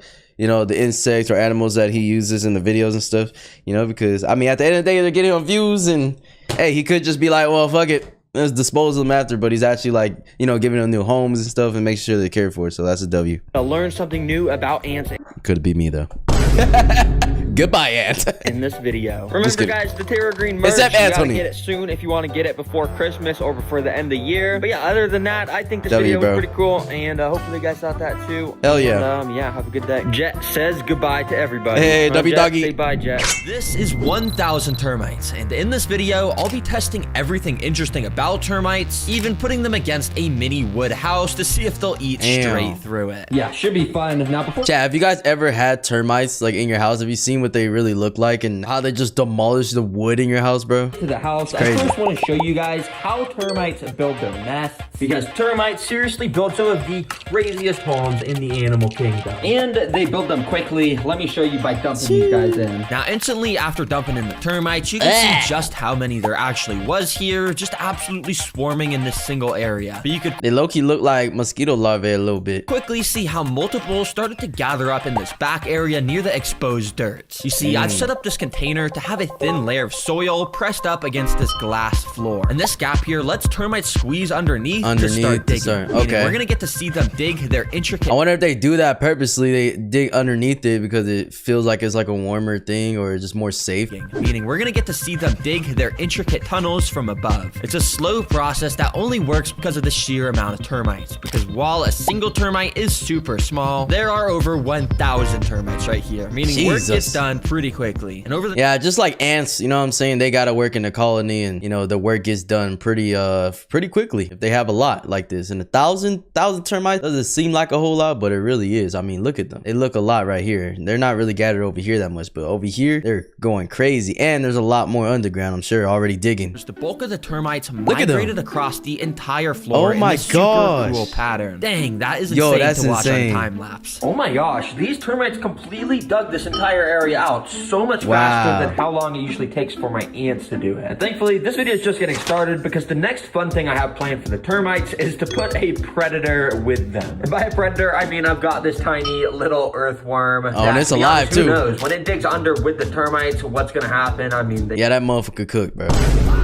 It's a numbers game, just like the ants, bro. Like, you would think, one ant versus a lot of things is gonna lose, but not with a whole colony behind that motherfucker, bro. They know how to work together. They be jumping your ass. Yeah, they jumpers. Termites, they jumpers. What's gonna happen? I mean, they could swarm it. They could just completely evacuate the place. I don't know. So the only way to find out was to put this little worm inside. Now, almost instantly, it squeezed under the glass floor and started to dig in the dirt as it got closer to the termites. Now, I'm pretty sure termites only eat stuff like wood, so honestly, I didn't even think much would happen. But as the worm got nearer, some of the termites started to approach the worm with the little tunnels they had dug out. What you doing around these parts, boy? Initially attack it. In fact, they sort of just ignored that it was even there, just walking from one side of it to the other, acting like it was just some sort of bridge. Then all of a sudden, I noticed tons more of the termites starting to gather around the backside of the worm, almost like they were gonna start attacking it. Even some of they were just waiting for the first couple to go. You know what I'm saying? Like, you know how you have to wait, see if your friend does something, and you're like, oh, okay, I'll do it, I guess. All right, man, I'll do it. Yeah, I'll do the extra credit because my friend did it. All right. Yeah, it's kind of like that with the termites, I'm assuming, right here, because once a couple of them started going at it, then they're like, okay, let's go. And then you call the other friends, and then your other friends come over, and then everybody starts attacking this motherfucker. Even some of these bigger termites marched in called soldiers that specifically have these massive mandibles meant to defend the termite nest. But as just like the soldier ants, bro. Kept watching, the BBLs. Surprisingly, the swarm didn't attack, and, well, they kind of just let the worm dig around their nest. Dang, this is so interesting. How the termites are just fine living with a literal worm in their nest. Yeah, they're just not attacking it out. I mean, to be fair, the worm's not really attacking, you know what I'm saying? So it's kind of just there with them. And honestly, now that I think about it, I don't see termites as much of too much of a aggressive, you know, animal or something, or insect. Are they considered insects, bro? Yeah, see, when the fucking insect animal thing, whatever, I'm gonna consider them insects, bro. They're annoying as shit, so insects are usually annoying. But yeah, the worm's not really doing anything to them, so I don't see them like wanting to take it out. Even more interestingly, as I left my time-lapse camera recording, the worm really just learned to coexist with the 1,000 termites. Yeah, I mean, this honestly makes sense. This species of termites literally only eats wood, so there's no got an Uber reason for them to waste your energy attacking a harmless worm. Dang, that's cool. Well, I'm guessing you guys are hungry, so for our next test, we're gonna feed these guys some wood. Hopefully, they like. That yeah, I don't only have this nice natural piece of bark from a tree, I also have this piece of cardboard. So that way I can test both of these materials to see which is the best food source to feed these guys in the future. And after sliding both of the food sources under the sheet of acrylic, the termites had access to them. And honestly, I think they might like the right side one better, just because it might have some more texture and just more food to them. I don't know. It didn't long till some of the termites started to investigate it. Since putting the termites in this nest, they've had like a day with no wood, so I knew for sure they would be hungry. Now, interestingly, there was almost like no termites going up to the actual piece of wood, but there was quite a few checking out the piece of cardboard, even walking inside the tiny holes on the side of it. You see, termites like this species actually have more than 100,000 microscopic little alive creatures inside their bodies. They're called flagellates. Like how we have in our balls. And basically, they live inside termite bodies, and as the termite chews wood, these flagellates help to digest the wood and break it up into actual nutrients somehow. Yeah, it's just insane. Knowing each termite body is basically just a massive house to so many of these unseeable creatures. Damn, and they actually help them do tasks. So yeah, things in my balls, they don't help any task, bro.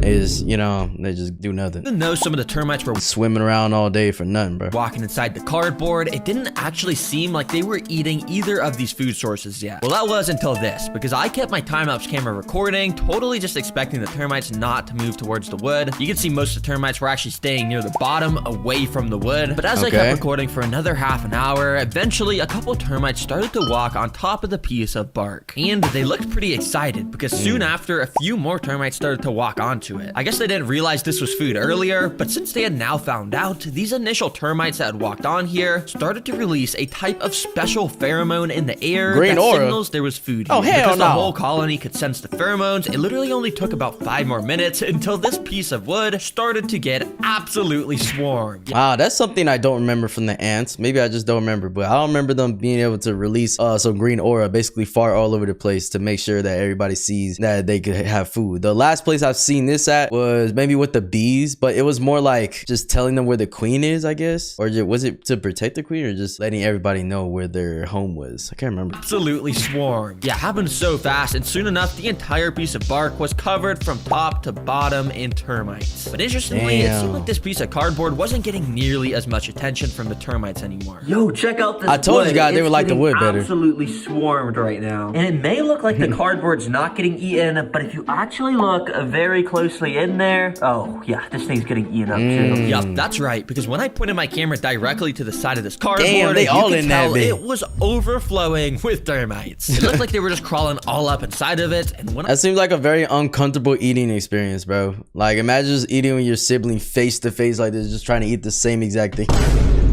all up inside of it, and when I got some tweezers to peel back the piece of cardboard, well, you could see just how many there actually was inside, so many in which kind of all immediately evacuated once they realized I was peeling this apart, so sorry guys. Oh my gosh, it's only been an hour and these termites are decimating the wood. Imagine what they're gonna do to the mini wood house when I leave it in there. Or my wood. For a week. And after shaking off all the termites I could... We're not testing that today. Maybe next time on Terragreen. After shaking off all the termites I could, you could see this piece of wood looked quite a bit different, and it looked like it may have even been hollowed out because there's just a bunch of termites walking inside. Anyways, for the final test, before feeding them a wooden house, well, I want to put my termites through a maze. Yep, okay. Termites, I'm going to be testing your intelligence, and if you actually make it to the end of the maze, I'll reward you with the house. To make this termite maze, I got out an empty fish tank, and I started to cut these... Yo, actually, now that I'm thinking about it, I wonder if they would like a gingerbread house. Like, if they would think that's wood. The fish tank, and I started to cut these lines of plastic to make the shape of a maze. After going and gluing them down, I completely filled the floor up with another thin layer of dirt. If you remember, the termites dug through that first nest I made for them in a cool pattern, so I'm wondering if they're gonna do the same here, and if they're gonna take any wrong turns that lead them to a dead end. Alright then, let me go and just put definitely some of them are sized piece of glass here, and then let me put a piece of bark and cardboard at the end so they'll actually have a goal to get to. Well, let me gather up these termites and I'll move them in here. How the hell you gonna move all of them though, bro? Like, quite a bit harder than I thought to move these termites out because how incredibly small they are. So I sort of just resorted to digging up all the dirt I could that the termites were hiding under. I even found that worm that I'd placed in earlier, which is still just living peacefully inside. But yeah, eventually I got all the termites into this little container with dirt. Alright, now I just gotta dump these in here so they can start the maze. Also, what's kind of cool is if you look at the underside of this, all the termites have just started to gather there. So yeah, it's pretty cool. Yeah, anyways, I went and started to scoop like emergency gathering, bro. Scoop the dirt into the maze enclosure pretty carefully in order to not hurt the termites. You can see this whole pile of dirt was just absolutely overflowing with tons of termites. But basically, you remember how the termites were just gathering on the bottom of the little container they were just in? The plan here is they're gonna do the same thing and they'll slowly make their way into the maze. Hopefully. Yeah, I don't actually know if this is gonna work. But I set up my time-lapse camera and I feel like they will. I mean, they're gonna try to move. I'm not sure exactly, like they're just gonna go through the maze, but they're definitely gonna make progress to over here in the first place. Waited to see what would happen. After not too long, this termite was the first to enter the maze, but somehow he decided to crawl into the walls of the maze. And he sort of started to break through to the other side of the wall. Now, thankfully, this was a dead end. Hey, don't hate the play, hate the game. And so when the rest of the colony decided to follow this cheating termite, they didn't finish too easily. Over the next few hours, you can really see how the termites learn to follow each other because so many of them... Yo, I'm telling you, they follow trends, bro. Like, they don't start doing stuff until a couple starts doing it. Like, somebody has to break that barrier, and then all of them follow along. Some of them ended up at this little tunnel at the top left area, but it was only a matter of time until more of the colony started to go down into the maze, and over the next day, they started to travel closer and closer to the wood end goal. I mean, they still kind of were cheating, but eventually one termite did actually make it to the wood. And yeah, I guess just like that, they had completed the maze. Good job, termite. Is that the first Lone Ranger that went in the first place? I wonder.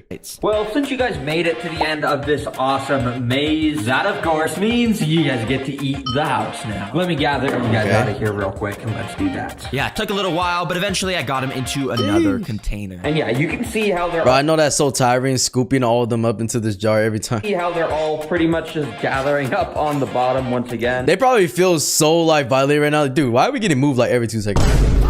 Like, what the fuck, man? We got one day in our home and we getting picked up again, bro. Where are we going next? Oh my gosh, there's actually so many right there. But anyways, I got the house right here, so let me just, boom, just like that, the house teleports inside. There's totally no editing involved in that. That was just magic. Now, I first drilled a hole into the top of this house that I'd eventually be able to record through. Then I also added a bit of dirt around and inside of the house so the termites would want to stay here. And finally, termites need constant moisture to survive. So I'm just gonna absolutely drench this house with my spray bottle. Hopefully this will make it easier to chew through. All right, termites, I hope you're still hungry. Yeah, that explains why they like, you know, chewing at wood, especially after it rains and shit. Because they need that moisture to feel comfortable and stuff eating it. You're still hungry. Yeah, I guess let me just try and take this sheet of termites and just start dumping them in the house. God, and then damn. there's still tons in here, so I'm just gonna go and dump them inside and kind of just all around the house. Let's get this thing absolutely destroyed. Oh, bro, just fell off the roof, man.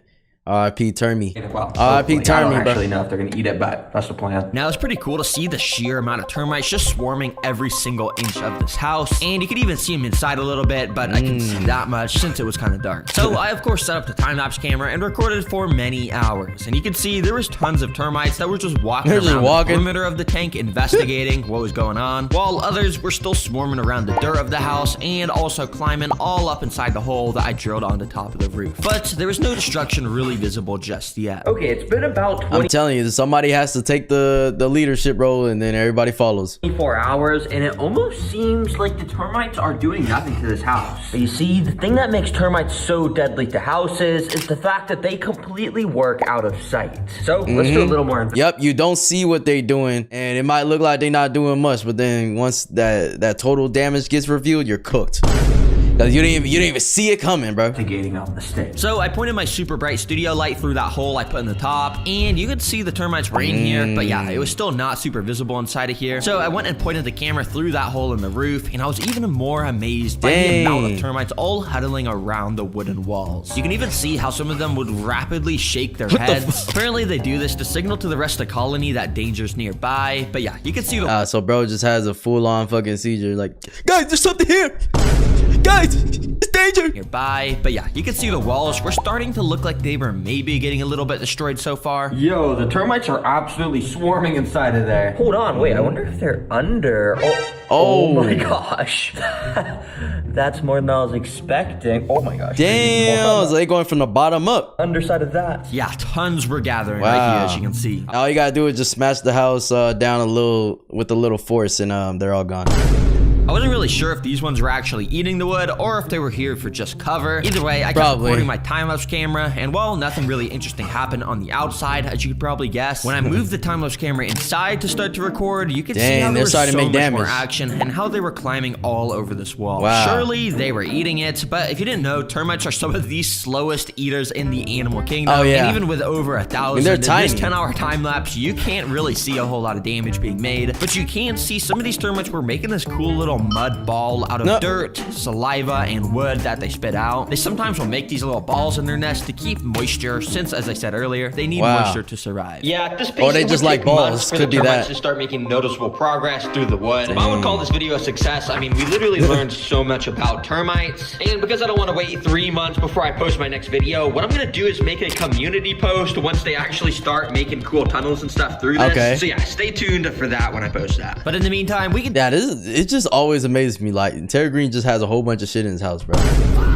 Like, he's gonna have these termites for months on end, years. Like, does he actually keep everything? I'm sure he does it. When I post that. But in the meantime, we can definitely see the tiny bits of chewing progress they've made since being in here. Pretty cool. So yeah, stay tuned for the community post. Make sure to subscribe so you'll see it when I post it. And yeah, hopefully you learned something new about termites. Ants are known for their insane ability to work together to accomplish impossible tasks. That's facts. So I was wondering what would happen if I put my 1,000. Okay, let's try to analyze this, right?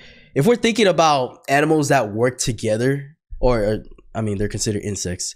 Insects or animals that work together, are ants like top 3, bro? Like, I think they might be. Like, honestly, the way they have their little hives and stuff and how protective they are, and how they can work together to literally do something like this, that's insane and like not really heard of. So I was wondering what would happen if I put my 1,000 ant colony up against natural disasters. Would they actually be able to stop and survive them by working together? Well, that's exactly why I gathered up 1,000 ants. And I have the 5 coolest natural disasters planned. Splitting the ground, I guess. This is obviously going to be like tsunami type thing. Maybe just puddles. Snow, I believe. Big ground that they had to escape out of. And I don't know what this is. Look like he's melting. Starting with the most iconic, an earthquake. Yup, ants, I went out and bought a realistic earthquake simulating platform. What? If I go and press this button, whatever on top starts to shake so much, which recreates a real earthquake. Oh, dang. But what I'll actually be... I mean, I could just start stroking the table and get the same effect. Putting on here is this 2D ant nest and filling it up with the 1,000 ants, of course. Basically, these ants will dig out tunnels along the glass like my last ant video, but throughout that process, the earthquake machine will lightly go off to gently collapse the tunnels while the ants are digging. Oh, yeah. Someone will automatically die from that. They'll literally suffocate, bro. Like, he literally gonna kill ants right now. I can show you how ants evolve to survive earthquakes in the wild, and if they pass... Oh yeah, they could do that though, to save them. Move on to the more and more interesting disasters. Now, as you could probably imagine, the ants wasted no time to get to work. Ants are so tiny, and while a single ant would basically be able to make no progress whatsoever, when you have 1,000 ants, things are done at an insanely rapid pace, as workers started picking up grains of sand along the glass, so each tunnel could be formed. It's so cool to see. It's so amazing. Like, just this work in progress, because like he said, just one ant can't do something by itself. They need to all work in unison, and the fact that they are, like, it's beautiful. I don't like ants. Don't come to my house. I ain't inviting you, nigga. Stay your ass outside, little ant. Yeah. But anyways, oh, one thing that you guys told me, I saw a comment telling me to react to this, and you guys said that YN Jit is back, so we're gonna see. But yeah, I don't want no YN Jits in my house unless you're gonna pay rent, bro.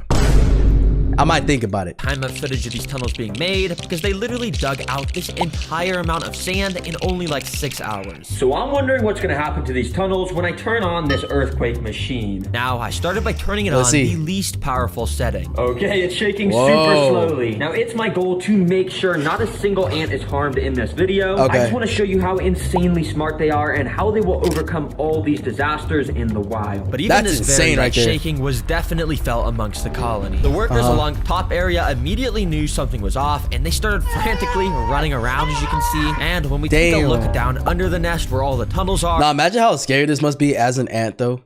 Like, you just making your home, having your tunnels and stuff, all of a sudden everything just starts shaking, bro. And then imagine, oh my gosh, imagine just a real earthquake, though, like a real big one. Like, how they would feel. I mean, they kind of stand no chance, bro. If it's like an 8.0 and up, you could see those ants were acting similarly. Ants know during earthquakes, their tunnels have the chance to collapse, so all of them were being extremely careful. Very interestingly enough, in this room here, many of the ants were gathering up on the walls of the room to add an extra layer of support so it wouldn't collapse. But of course, see, that's so smart, bro. They're instantly just thinking about, okay, we're trying to protect our base right now. And one thing I was worried about earlier is because of the chances of the tunnels collapsing, I was just kind of thinking like, oh, well, if an ant is alone, he's low-key cooked and stuff. But in this case, it's like nobody's really ever alone. You know what I'm saying? Like, there's ants everywhere. It's like they always just travel in packs. A layer of support so it wouldn't collapse. But of course, when an earthquake happens in the wild, a part of the nest is bound to collapse. So it wasn't long until this happened. A bit of the sand here started to fall, completely blocking off this tunnel. I immediately turned off the machine to make sure the ants wouldn't be too stressed out while they had to commence a rescue mission. Because as you can see what they do. Most of the ants were able to squeeze out, like this guy here, at least one ant was partially trapped in this collapsed tunnel. But amazingly, it looked as though one of the ants was already... I'm actually surprised the pressure of the things can't just instantly kill them a little bit. Well, I mean, I'm sure this flooring and stuff is very light on purpose so that, you know, if it collapses on the ant, it's not going to just instantly, like, have the effect of, like, stepping on one, you know? Ants was already picking up some of the sand from the collapsed portion to clear it out. And yeah, literally so quickly, the ants excavated the entire collapsed tunnel enough to where it was a perfectly functional area to walk through again. And funnily enough, some of the ants even started to walk in and slowly dig out the area where the sand had just collapsed from to make a new tunnel there. Wow, the ants just completed this natural disaster. They are... Yeah, I ain't gonna lie. When it comes to this colony shit and everything, the ants are him, bro. They are him. Like, they just figured that shit out easily. with no problems. You know, they didn't really freak out. They just got back to work and just figured it out, you know? So smart. But the natural disasters are designed to get more interesting as the video goes on. So next up, we got a sandstorm. Yes, Nancy, you heard that right. And this will be taking place in the separate desert enclosure. Yes, we need to have a separate tank, so that way I can make the sand blow around like crazy to replicate a real sandstorm. And along with this blow dryer, I've also got all these fans that clamp to the walls. And I can just set up to constantly blow the ants back. For the ants to be able to pass this disaster, they're gonna have to do something like grab onto each other's bodies or something to be able to push. Yeah, that's what I was thinking. The only way they could escape this is just, or not escape it, but push through it, is by literally creating a line of them or something, and then kind of grab onto something and then pull themselves to it. But I feel like it's gonna be so hard, bro, because you know they only weigh like 0.2 milligrams or something, bro. Like, I don't know. Past this intense wind. And if they can make it to this canyon, climb up it, and make it to the Terragreen leaf bowl, then they're gonna get a ton of seeds, which is their favorite food. Alright, let me just hook up this tubing like so. And the ant should start coming. Let's go. Yup, and this tubing is set up so once an ant enters the disaster, they can't get out. That way, we'll progressively get to see more and more teamwork as time goes on. Now, yes, we love trapping ants to their death.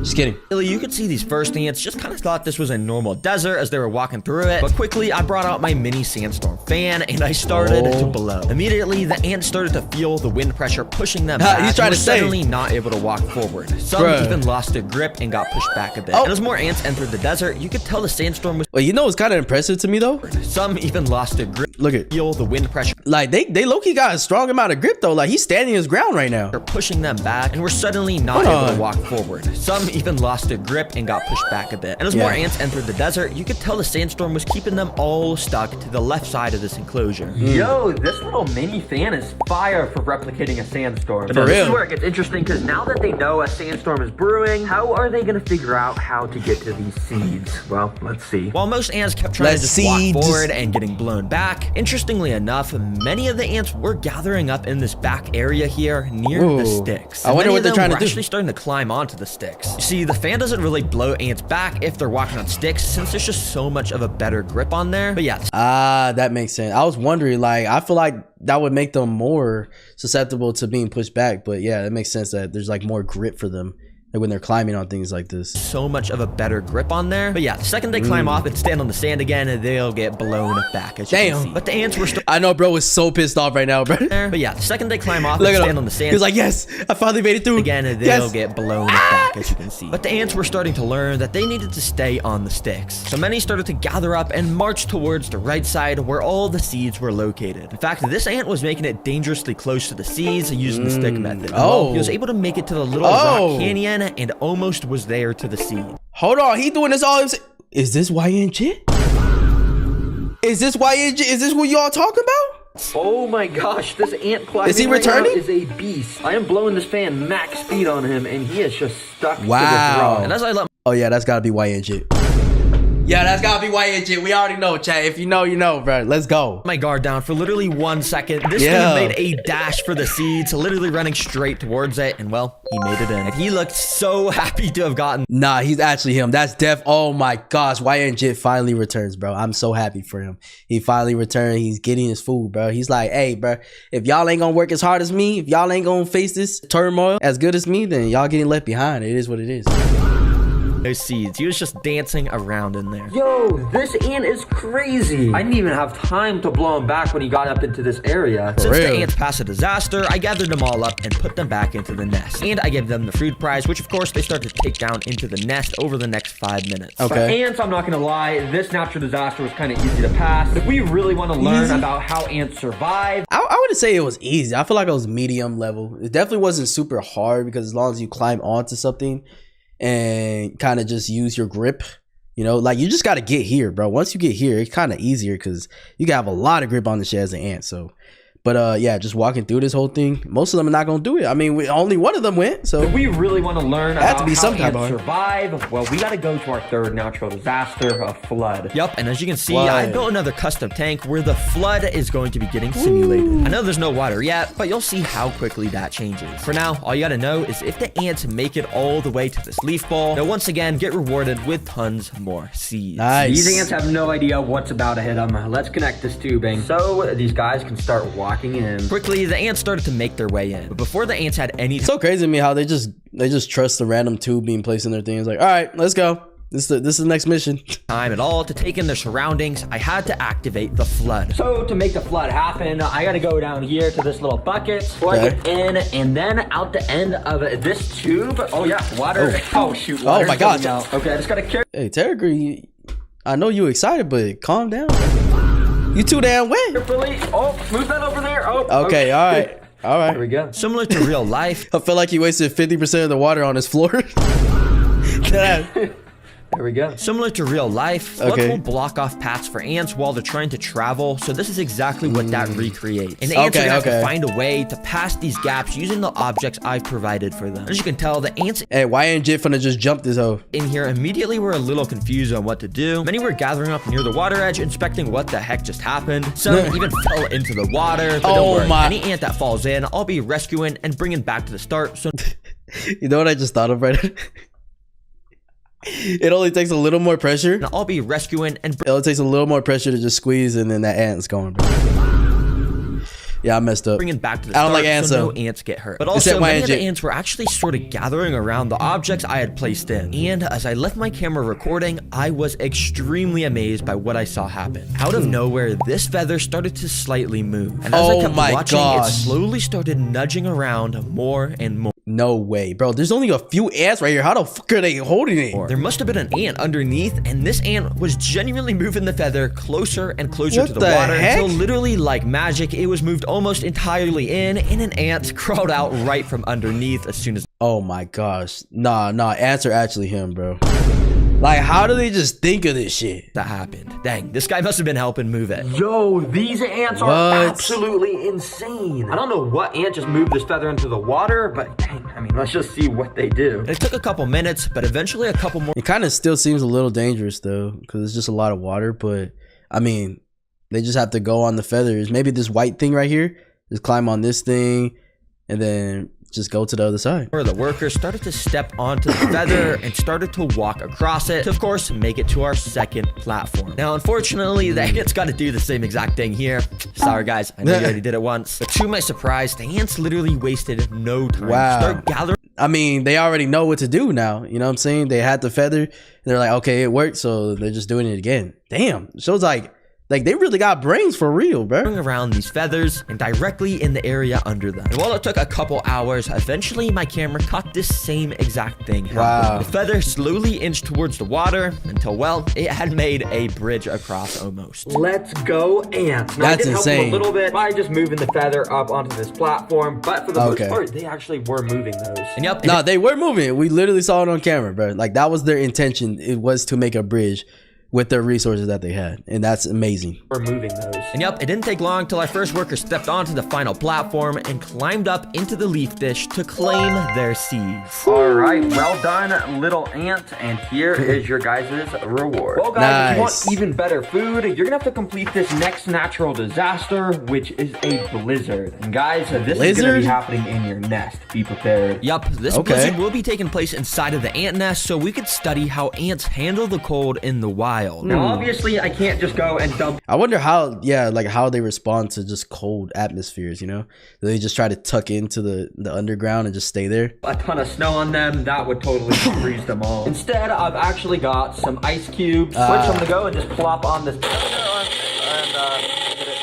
Which, as you can see, this makes a nice little makeshift snow that on my laser thermometer is approximately -Celsius degrees. I started by sprinkling a super tiny amount of this ice on the ant nest to see how they'd initially react. And interestingly, well, not even a single ant cared at all. Yeah, this ice— Damn, I thought they were gonna react like kind of jerking back or whatever because it's too cold or something, but they're just crawling on it like it's nothing. Just melted completely into the sand. Since the ants weren't affected by that, I decided to up the amount of ice I put in, which should give us a reaction to how ants handle the cold in the wild. And this time, the ants were actually a bit more interested in the ice, with some of them even crawling on top of them. That's what I'm saying. They're crawling on top of it. I think they think it's food or something. Like, they don't even care about the cold. The most fascinating thing I had noticed was how much the ants had started to slow down their movement since the start. Thankfully, all the ants are doing just fine still, but if you look very closely, these ants, for the most part, have slowed down so much. I mean, why would Why would that be the case though? Why would they slow down? You would think they want to speed up to get warm or something. Or maybe that's just the effect that colder weather has on them in general. I don't know. Look at how slowly some of them are moving. Yup, they are moving slow. This is one of ants' special abilities. Because in the winter, when it starts to snow and the temperature drops drastically, the ants are basically biologically built to start moving slower. That way, they can conserve as much energy as possible. That makes sense. Because I was like, what is the reason for that? You know what I'm saying? But that makes sense. They're literally conserving their energy. Much energy as possible and go hide deeper underground. So yeah, in the wild, they would dig even deeper and all the ants would relocate to under the nest. I don't want to put any ants at risk, so I'm going to very carefully take out all the pieces of ice so this place will warm back up to the proper temperature. And once the tank was warmed back up, I'd say that... I love how Terragreen like actually takes care of the insects and stuff, you know? Back up, I'd say the ants are now ready for their final natural disaster, which this time is a zombie apocalypse. And I'm not gonna lie, this is probably gonna be the most interesting to watch because I've got 3 different types of insects that in a way is going to represent a zombie apocalypse. Now our first insect prey is, well, zombie grass. Well, we did learn from the last video we watched about ants that they do not play with intruders, bro. You will get sniped. It don't matter how big you are. Grasshoppers. Yes, these are grasshoppers that Petco sells that are literally like half decomposing and meant for feeding animals. And I'll be bringing them back to life and moving it in front of the ants to see what they do. What the hell you mean bring it back to life? How you do that? Make the ants swarm this even more. I'm gonna dip some of it in this brown sugar water. And yeah, this is gonna make it super tasty. Without further ado, let's get this in here. Now, immediately after dipping this in the nest, I started to do a really good, accurate job of moving this around to act like it was alive. And I think the ants were falling for it because you can see they quickly started to climb all over it. And if you also look closely, the ants were actually grabbing onto this thing with their insanely strong mandibles, and they were injecting their venomous stingers into it. Which is kind of unnecessary. This thing is already long gone, but I guess I'm just doing such a good job moving it around that they think it's actually a real zombie grasshopper. Bro, that's insane. Like ants are so small and stuff, and you think they can't do shit to you until there's a bunch of them niggas, bro.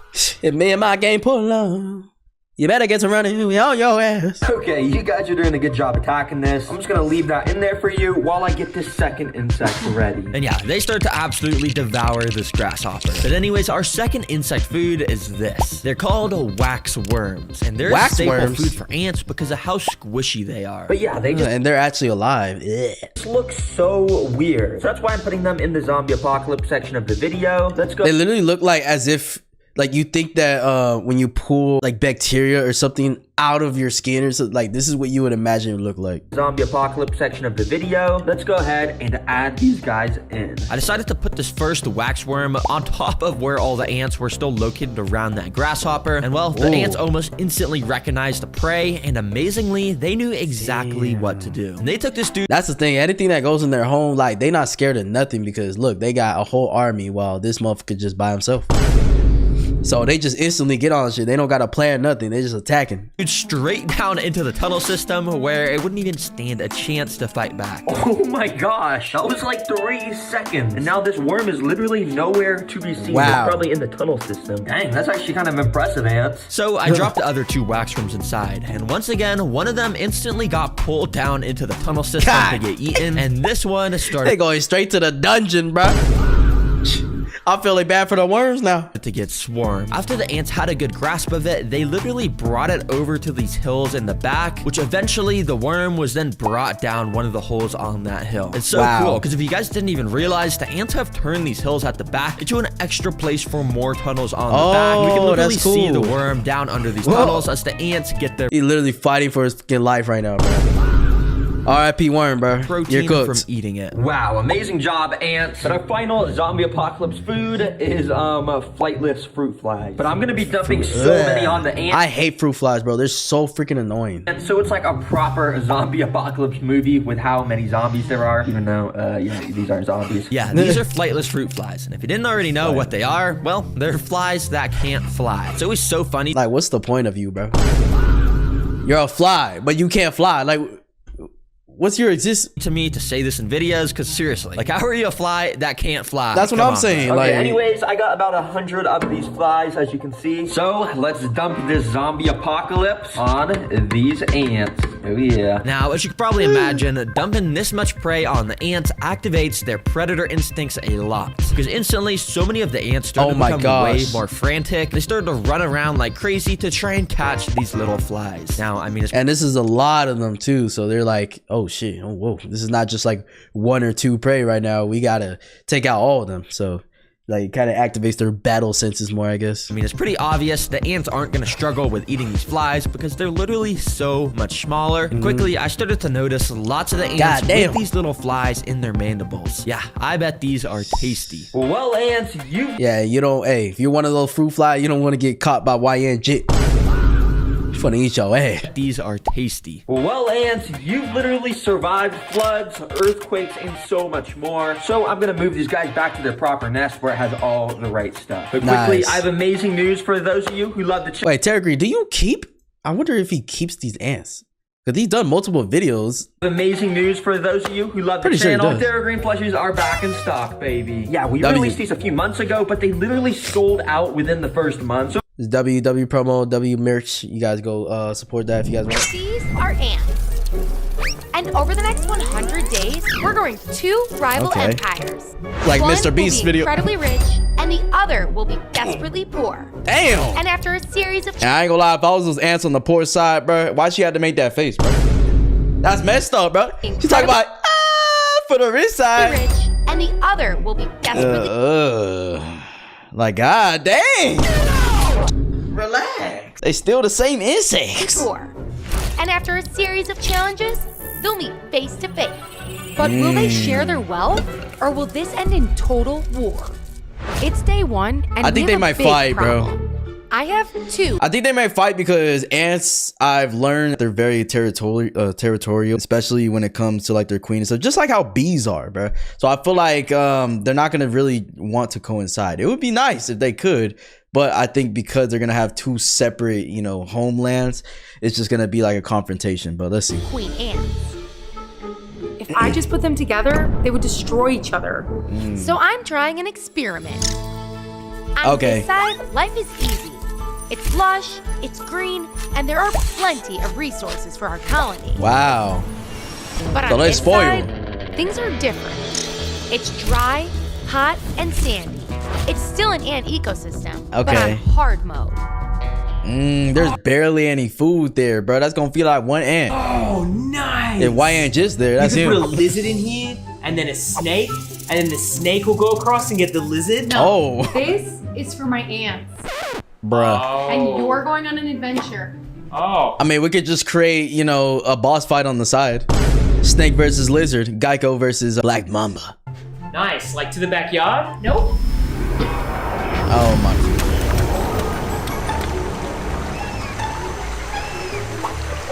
Damn.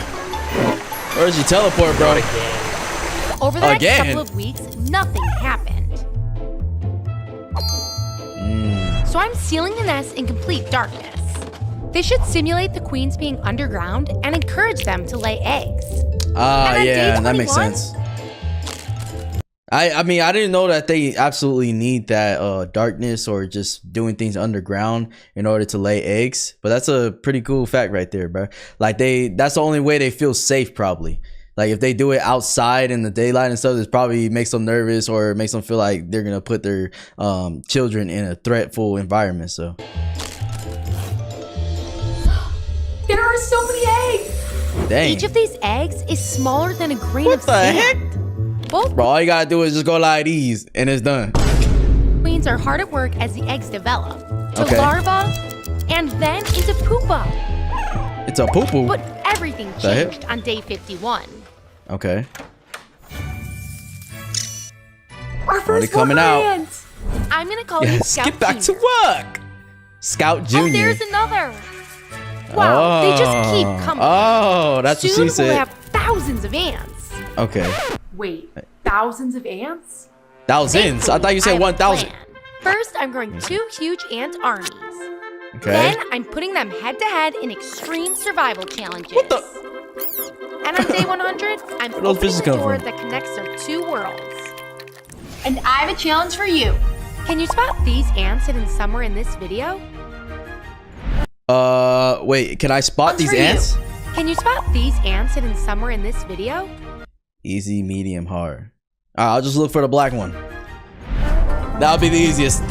I'm in Costa Rica to find a real ant colony, but first, we have to get to that jungle. What the This hell? is our guide, Roberto. We having a whole adventure in the same time on this video? To survive on our 2-day trek. Wow. And this river is the fastest way to the deep jungle. Okay. Damn. Yo, you know it'd be so scary. You just like accidentally paddle a little too hard. You just fucking flip over. This feels like a game of I Spy. Oh, up there. Oh. Look at that sloth. He's on Do Not Disturb mode. A sloth He's moving pretty fast for a sloth, though. stomach works so slowly that it takes an entire month to digest a single leaf. But then So, bro, just be full of shit for an entire month. That's insane. the river got really shallow. It's impossible to paddle any further. We have no choice but to dock and travel on foot. Hopefully we don't see a jaguar. Yeah, you don't want to see a Both colonies jaguar. are racing to explore their new worlds. Well, except for that guy. He's trying to get out. Let's check on the greenies. Like, I see more Wow, outside. they're thriving. They're reproducing at a rapid rate. Damn. Exploring high and low and collecting food. They got all the food over there. Yeah, these guys are basically living in a 5-star resort. But the wastelanders? Chad, you think that's actually like a 5-star resort to ants though, bro? I wonder like what makes it, you know, the best possible environment. Obviously, the food supply is gonna be the #1 thing, but also the environment too, bro. Like they like, you know, certain types of soils, whatever, the weather, like what's like the perfect thing for ants, bro. I actually want to search that up, bro. The perfect environment with ant contains or combines a dark, moist, and secure nesting area. With the dry, open, and ventilated foraging area outward. Key requirements include stable temperatures, basically 77 to 95 degrees Fahrenheit for many species. High humidity. See, that was the one thing that I was wondering too. Like they probably like humidity for sure. Keeping the nesting chambers in darkness to reduce stress. Okay, so it reduces stress. That's why they like it there, which means that they can, you know, have babies and do, you know, freaky shit. Just kidding. Anyways, use barriers like petroleum jelly, baby flower. What the? Oh, hell no. What about Diddy oil? These guys are basically living in a 5-star resort. But the wastelanders? Oh, man. Oh. I mean, look at them. Dang. Does that not hurt? Here's the seeds. Here's the water. This is like a group project and no one knows what the assignment is. I really, really want to help them. I could drop this piece of candy in right now and save them. I mean, you could give that to me too, because that looks good. You know what I'm saying? Fuck all these ants, bro. But if I do Just that, kidding. they'll never learn to survive on their own. Nah, you can't do that. I wonder how They gotta be ants learn poor. on this jungle trek. Yo, we literally have like a separate video in the video. That's funny. Ants are everywhere, so this is gonna be really easy. This will not be easy. The jungle's dangerous. Stay close and don't get lost. Damn, bro got a whole machete. I'm super out of my I'm listening to whatever the hell he says. I'm sticking right behind his butt. comfort zone. Hell no. We're miles from civilization and only going further into the jungle. Oh shit. Whoa. You This see guy something? is the boss of the jungle. Oh He my might god. be tiny, Wait, isn't he poisonous? but he is super poisonous. Yeah, I was about to say, those This color frog flaws. has bright warning colors to scare away hungry predators. God And damn. that got me wondering, what else is out here? There's spiders, Oh yeah, of course, the spiders. monkeys, Monkeys too? and if you're lucky, bugs. No. It's time for the first challenge, the Tower of Doom. Tower of Doom. The base of each tower is coated in a slippery chemical, and it's as tall as the Empire State Building to an So it's inch. gonna be like a Roblox tower obby. Okay. I could pass this. Yeah, give me the tower, bro. But luckily, ants are so light that falling doesn't hurt them at all. Really? And whoever wins the race, I didn't know that. Like, ants can't really take fall damage at all because there's that light. Dang. I actually want to know. Okay, bro. Ants do not take fall damage and can survive falls from any height, including from airplanes or skyscrapers. What? Yo, deadass do not have fall damage. They got invincibility potion, bro. What the hell? it's the candy. Ready, set, go! Oh, The shit. greenies are off to a strong start. They Holy smokes, the greenies are swarming the tower. But the Wastelanders tower is empty. Ain't nobody trying to do that. They probably have like no energy. Oh, that's gotta be YN Jit right there. Wait a minute.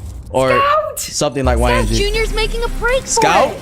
Come on. YN Scout? Oh, Scout Junior is beelining for the sugar. Ooh. Wait, what's he doing? Uh-oh. Oh! Oh, Scout. Yo, imagine how yo, I would be so pissed if I was that ant, bro. Like, you made it all the way to the top, like literally the tippity top, and you just fall, bro. Like, yeah, you take no fall damage, but you taking brain damage because of how mentally straining that was. Damn. The greenies win. Wow. Their population is exploding. But the Wastelanders are really struggling. They only have 45? Maybe this was a bad idea. We're finding everything out here. I mean, they're just a product of their environment. You know what I'm saying? You don't have no much resources and stuff. You can't literally reproduce. You don't have energy to do anything. Except an ant colony. Check this out. Can you see it? How about now? Oh my lord. There are frogs everywhere. But this is actually a great sign because they eat ants. Ah, okay. Yeah, don't let them touch you though. They poison. Oh, So no. hot. Feel like a chicken nugget in an air fryer. Whoa, Adam, don't touch that. What? There's a bullet ant. A bullet. My dad Oh got stung by no. one and his arm went numb for... Isn't that like the one that Coyote Peterson got bit by, bro? And it's like one of the most painful stings you could possibly get. His arm went numb for a week. Or bites. But That's this guy is just a scout looking for food, not the colony. damn. Maybe the ants are further in the jungle. After all, how big could this place be? Very big. Roberto? Roberto! Oh hell How no, big you lost is him? this place? It's day 6. Bro, imagine going to the jungle like this, bro. Like, remember how we watched the Paris Catacomb video and they had a guide or whatever? Imagine having a guide for the forest and you just fucking lose them. Oh, hell no, bro. That's a nightmare. And it's like starting to get nighttime. The sun's going down and everything. And things are pretty quiet. It's a So I'm third giving Harry his weekly food bath. food bath. You see, turtles are super messy, so this is the only way to keep his tank clean. Oh, wow. Sorry, buddy. The all-you-can-eat buffet is closed. Why, bro, trying to fly? Talking about some of these, bro. I believe I can fly. I believe I can touch But when I you, went to boy. check on the ants, I found something. Oh no. A huge bug is in the Wastelander What tank. the heck? And it's way bigger than the ants. Yeah, you definitely put that there, right? That didn't just spawn. Scout Jr. has found the roach, and he's trying to take It's him a on. roach. Oh. A cockroach is so tough that it can survive being squished by 900 times. It's Nigga, fuck that cockroach. You talking about? Ain't surviving that shit. Ain't surviving that. own body weight. This is a disaster. The Oh my colony God. has no ants to lose. Oh, Yo, he needs help. he's used the sand dunes to his advantage. Oh, he got stuck. But Oh, even upside down, the roach is dangerous. the roach is just so much bigger. They need to swarm him with like freaking a lot of, at least like 15 to 20 ants. But then the colony started to work as a team. Dang, They yep. did it. That's They when they're the won. most dangerous. Dang, they no, killed him. they've lost even more ants. Oh, Ants never leave a friend behind. It's their way of saying goodbye. I remember this, bro. This is why like I have so much respect for ants, bro. They leave no man behind and they bury them too. How do things just keep getting worse? Damn. We must be getting closer to the ants. Oh, they still haven't found ants? Wait, Roberto. Wait, is that a banana? Just pretend you guys didn't see that, bro. Oh! That's not a That's banana. an eyelash yellow pit viper. They strike faster than you can blink. If I Yeah, were to get I thought it was about to, like, I knew it was a snake, and I thought, I thought it was about to jump. Like, that's why I flinched, bro, because I swear it was about to jump at them. bitten, my hand would swell up like a water balloon. Damn. We need to respect these space. I think I hear something up ahead. Whoa! It's a huge waterfall. Oh. That's like 100 feet high. Yo, waterfalls gotta be like top 3 calming things ever, bro. Just the sound of it and how beautiful they are. Even Roberto is impressed. This is incredible. But a lot of people use these type of sounds like go to sleep and stuff. Chat, you guys use that? Whether it's like rain sounds or just like waterfall sounds, white noise and shit. It's not an ad. We have to keep looking. But over the next hour, all I saw was this guy. Oh. That guy's a paid Oh, it's a monkey. And now it's a monkey. We're out of daylight.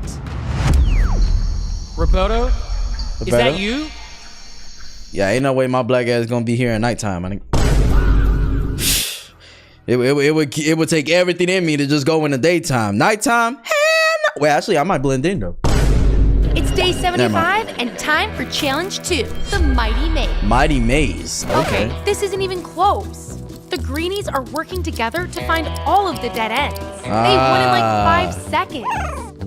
Yo, it's just like for them, it feels like, you know how you play Roblox, Squid Games and shit. They keep taking the glass. It was the glass floors, right? The ones you had to jump on. I forgot what the name of the game is. Anyways, bro, you jump on the glass, you wait to see somebody fail or whatever. So you're like, oh, okay, let's go to the other one. And then you just wait for the other one to fail. And you're like, okay, this is the path now. That's literally how the ants are working right now. Except they're not dying, but they're just like seeing the dead ends. Show up. I was really rooting for them. Wow, they got like no energy. But while the greenies were celebrating, their perfect world turned against them. Oh. Mold has grown all over their food. Oh no. This is really bad. Oh. If toxic mold lands on an ant, the fuzzy fungus can grow straight into their body like an alien. Damn. I tried removing it for them. That's what I was about to like ask right now too. I'm like, wait, what would happen if they tried to eat through the mold or touch it or anything? And yeah, that's a very bad thing that could happen. But it was too late. Oh. Their nest is completely destroyed. Damn. The greenies had it too easy. And now their civilization is literally collapsing. But if the greenies are failing, what about the wastelanders? At nighttime, the jungle comes alive. I was ready to see that, bro. I can hear so many animals out here. Bro, he's really there at night? Which is a huge problem, because I need to find a place to sleep. Whoa! Oh, hell no! Okay, this spot is definitely taken. But this spot is guarded by another snake. Wow. Finally. It's a beautiful snake, this though. tree only has a frog on it. Wait a minute. She has eggs. Oh, you can actually see the tadpoles moving. Yo, I've never seen frog eggs up this close and them like literally moving inside. That's so cool, bro. What the heck? Tadpoles moving inside. What? I've never seen Tomorrow that. is our last chance to find an ant colony. This spot will have to do. But at least for now. I'm sorry, I gotta go back to the frog eggs. No, these literally look like those, you know, those ASMR channels that have those satisfying jelly things like this. Like, it literally looks like that. Moving inside. That's so cool. This spot will have to do. But at least for now, I have a zipper between me and the snakes. Oh my gosh. All right, good night. Pura vida. See you tomorrow. He's just leaving me All it takes is something just making a hole in that tent and you're cooked. alone in the Leaving jungle. you alone is crazy. Okay, this is fine. I've slept in tents before. Bro, I'd be too scared to do this, man. But right away, I started hearing noises. Chat, would y'all do this? I don't like the sound of that. The hell? That sounds very close. Jungle's dangerous. Stay close and don't get lost. There are spiders. See you tomorrow. Oh, hell no. See you tomorrow. Yo. Bro, look like you about to stab him with that machete. I'm supposed to sleep. Check out the wastelanders. They're multiplying. Oh, it turns out they're finally going. cockroaches are pure protein. Damn, and that's all they needed. They just needed a good food source. That's why I said, like, in the beginning, they didn't really have much of anything at all. So they're just pretty much trying to preserve the energy, because ants are also very smart. They know if they don't have enough food source for the colony or whatever they got, they're not going to be able to reproduce, not going to be able to do a lot of things. So they actually preserve their energy. Whereas now they got the food source, they got the protein source, and they can, you know, start reproducing and start doing things that they need to now. So they have the energy. The wastelanders are so big and so organized. Look at them carrying massive boulders of sand like it's nothing. Scout Jr. has gone from being a tiny protector to a literal general. But now I'm really nervous for day 100. And if you want your own ant farm, I'm giving away another ecosystem kit. Oh. It comes with everything you need to make a dream home I thought she was about to send a literal ant farm to me. I was like, how the hell does that work, man? for your pet. And last week, the Edmonds from Utah won. Nice. So comment for your chance to win. Adam should be back tomorrow from his jungle trek. Good morning. This is Good our morning, last mate. day in the jungle, and I still have nothing for Jamie. I think this trip is a huge fail. Damn. Hey, at least you tried. Unless he ends up finding something. Oh. Whoa! What the Look heck? at them all. Oh, they're like carrying the leaves. These guys are like the ultimate gym bros. They can carry 50 Yo. times their own body weight. They 50 times? Jack, I don't think you understand how crazy that is, bro. That's fucking insane. Just to put it in perspective, I mean, the strongest bodybuilders can probably lift like, what, 5 to 8 times their body weight? Probably not that much. I don't know. Like, let's actually search that up. The strongest bodybuilders and powerlifters can lift over 4 to 5 times their own body weight. That's fucking insane, right? While elite smaller class weight often exceed 4.5 times their weight, right? So 4 to 5 times strongest bodybuilders in the world. You know what I'm saying? Probably on steroids, all that shit. And we got these ants lifting 50 times their body weight. 50, bro. Yo, imagine if they were human size. I mean, they would be aliens, bro. Deadass. These ants can strip a fully grown tree of all its leaves in just 24 hours. What? Roberto's tracking them to their nest. That's I insane. cannot I didn't know believe they were we that finally strong. did it. So how do all of these ants find their way home? Ants communicate through scents. This reminds them of home. This is gonna be perfect. Let's get back to the studio. I wonder if they're gonna give that to the poorer civilization, or maybe even the rich ones, since they're kind of getting worse by the day. It's day 100 and time to open the blast door. The Greenies only have a few ants left.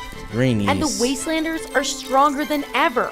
The only thing separating them is this tunnel. Wait. Uh-oh. What? I was just about to open this. If you do that, you could start a war. But this might help. An empty jar? What, did you catch a ghost? A very special jar.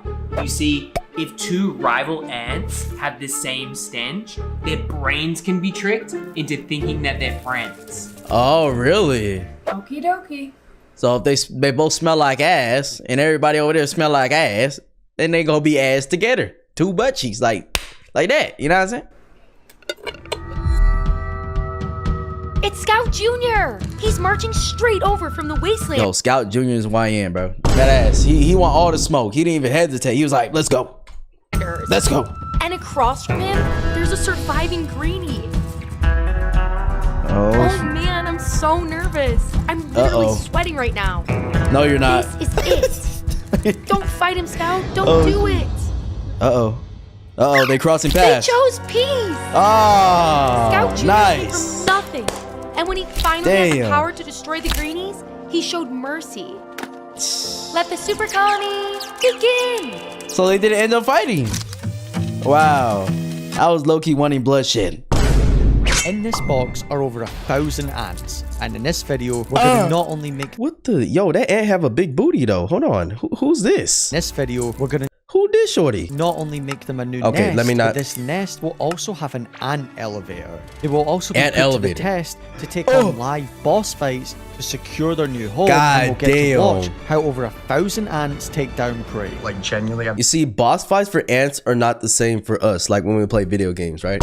Because think about it. Just look at it from this perspective, right? When you fight a boss fight, like think of like God of War or something. You guys play God of War or any game with a boss fight. It's just you against the boss, right? And sometimes the boss have minions and stuff. And you have to fight through them. You have to fight the boss himself. You have to go through stages, different levels, right? Now think about the ants. Now imagine yourself, but you split yourself into like 100, bro. Bro, you're defeating every boss easy. So that's why the ants have an advantage, because they have hundreds of them. They all can work together and just get it done. So imagine if I'm playing God of War and I have like 50,000 Kratoses. Yo, the world's cooked. Like, every boss is cooked and at my mercy. Never felt so stressed in my life. I got Ants HQ to send me over everything I could possibly need to take care of 1,000 ants. They sent me out some dubia roaches and some red runner bugs. And yes, these... Yeah, I'm sorry. I'm not trying to have no fucking roaches in my house. Hell no. Artificial or not. Bugs will be the ants challenge later in the video. There's also loads of different parts to build their nest and outworld. And we also, of course, got the ant elevator too, which is insanely cool. And last but not least, the vials of thousands of ants waiting to get out into their new home. Not only that, but there's loads of tiny little ant eggs waiting and will be hatching soon. Yeah, you know what ants probably never feel in their life? They probably never feel claustrophobia because they're so used to just being on top of each other and stuff. Like, I just can't imagine. I couldn't be an ant, bro. Like, I would get too annoyed. I'll push everybody out me. I'll be the outsider. I'll be the YN jit just doing stuff by myself, bro. But yeah, this whole being together stuff, because I was like, damn, being in that little tube getting shipped is not weird for them, but it's not though. Like, they're used to being in an enclosed space like this. Soon. There's also different types of ants as well within this colony, which is super cool. Like these soldier ants. They will carry much... Chat, tell me why there's literally this cat that always comes by my house every night because I have cameras outside. Like, who the hell's cat is that? Or is it just it looks like a stray cat though, cause he's coming back, bro. It's either that or there's like a possum or something, and very rarely there's a skunk and I get scared. I'm like, please do not fart. Soldier ants. They will carry much bigger items. Okay, let me go colony, back. Which is super cool. Like these soldier ants. They will carry much bigger items and prey to help out the smaller workers. Yeah, they got big butts. To have a pretty nasty bite with those massive mandibles. Let's make the ants a new outworld. First, I need to look up how to build it with these instructions, and if you know how any man works, we don't need them. Also, enjoy this satisfying. Yeah, I ain't gonna lie, I use instructions, bro, and the reason I do is not because necessarily I absolutely need them, but I would much rather get it correct the first time than like do something and then something's a little off or like accidentally put on the wrong side, and then bro, you got to take the whole thing apart, bro. I mean, for a little thing like this, it's not that big of a deal, but if you're building bigger things, like when I was building my home gym and shit, yeah, I had to get that shit on point, bro. I'm not trying to unscrew and do all this shit again. Oh, I skipped the building process as I didn't want to bore you, but we finally have a new outworld. This is where the ants will have their battles later on in the video and collect food and water. Now, to decorate it, I just filled it with some sand, but not too much, as I didn't want them to think this is their nest and start digging. It's like the beach. Added some rocks to create enrichment, and I also added this wood to complete the look, and with that, the outworld was pretty much complete. But I forgot to do one crucial thing. Like? Moving on to adding the ants. You'll see later when I add them, but let's just say we had a few ants having a Braveheart moment, and I felt a few bites. I then add the main nest to the outworld. This is where the queen will live alongside the workers and soldiers. Now remember, we will be adding another nest on top of this nest with an elevator. After that, it was time for the final. Okay, but is this gonna be closed or is this gonna stay open like this? Now remember, we will Please tell me it's gonna be closed, right? On top of this nest with an elevator. After that, it was time for the final sauce. Whoa. It was time to inject the secret serum into the ant queen. Nigga, what? Wait, why are we injecting serum, bro? What you trying to do? You trying to get him high or something? Kidding, it's literally just water that I'll use on the sponge inside the nest to create more humidity. But there are some crazy... Yeah, I was about to say, like, I know these ants have big booties and stuff, but hey, we don't need more BBLs, bro. Or humidity. But there are some crazy ants out there that I can buy, so if you want to see some alien ants, give this video a like so it'll let me know. And well, here goes alien nothing. ants. It was time to add the ants into their new nest. Look how many ants there are crawling around waiting to get out. I opened up each container one by one, and they all started to flood out like tiny little zombies. This was crazy to see. They probably finally felt air for the first time, like, oh, it feels so good. Look at all of them. Where's the YN jit though? There's got to be at least one. And all these ants? You can also see the soldier ants starting to explode. Oh my gosh. Too. These ants are crazy big compared to the workers. God damn. And as the others were exploding, I ain't gonna lie, bro, this ant's scary. Like, already seeing a whole bunch of ants is already scary. Like, if they're in a group and they, like, you know, building something or going after you. Imagine these motherfuckers, like a whole bunch of these. Crazy big compared to the hell workers. no. And as the others were exploring, one small worker checked out the nest to make sure it was safe and reported back his findings to the colony. But this is where the mistake I was talking about earlier on was about to happen. Yeah, you see that? That's loads of ants on the outside. Oh my god. Now see. Yeah, see, this is when I would give up the experiment right there, bro. As soon as I see them crawl out that bit. that bitch getting bombed. No, I'm just kidding. But for real, like, dude, hell no. Now he's gonna have a whole bunch of ants. Because, bro, some of them are gonna crawl out and do. Look, there's one right here. Like, they're gonna get curious and go out. That's the thing about ants, bro. They just be going anywhere. Like, yes, most of them stick together and stuff, but a lot of them just go their separate ways and just want to explore the goddamn world for no reason. Explore the house. Problem. I completely forgot that I had to use this, which if we zoom in on it, it basically is escape prevention solution. Escape prevention? So you know how all those ants escaped. And if we look around here, I forgot to put the solution on top before putting the lid on. Yeah. Bruh. What do I do? No, I did it You're cooked, buddy. Because it was actually stressing me out. Like, genuinely, I've never felt so stressed in my life. I'm an idiot. I completely forgot to do It's all right, that, bro. so We it's all make my own mistakes. fault. But you can see I've got a layer of it now around the top. So now I can just take the lid off like so. And we can look in. And yeah, they can't really climb. They can sort of climb at certain parts, like over there. But you know, if they slip, get out, it's not a huge deal. It's just that, you know, this now I can actually feed them and record them properly. I mean, just look at the size of that ant. Oh my god. Yo, look at that. Like, Jack, I don't think you realize, bro, like on camera, looking down at all these ants, just comparing it to the regular ones, and then just looking at this thick ass motherfucker. Like, it's crazy. Come on, bro. It looks so cool. So with me finally getting everything sorted, I ain't gonna lie, Jack. If ants had aura, he would have the most aura, though. I ain't gonna lie. He looked like that one guy that's on steroids, bro. You know what I'm saying? Bodybuilding and shit. I gave the ants the rest of the night to fully chill before I give them their first challenge in the morning.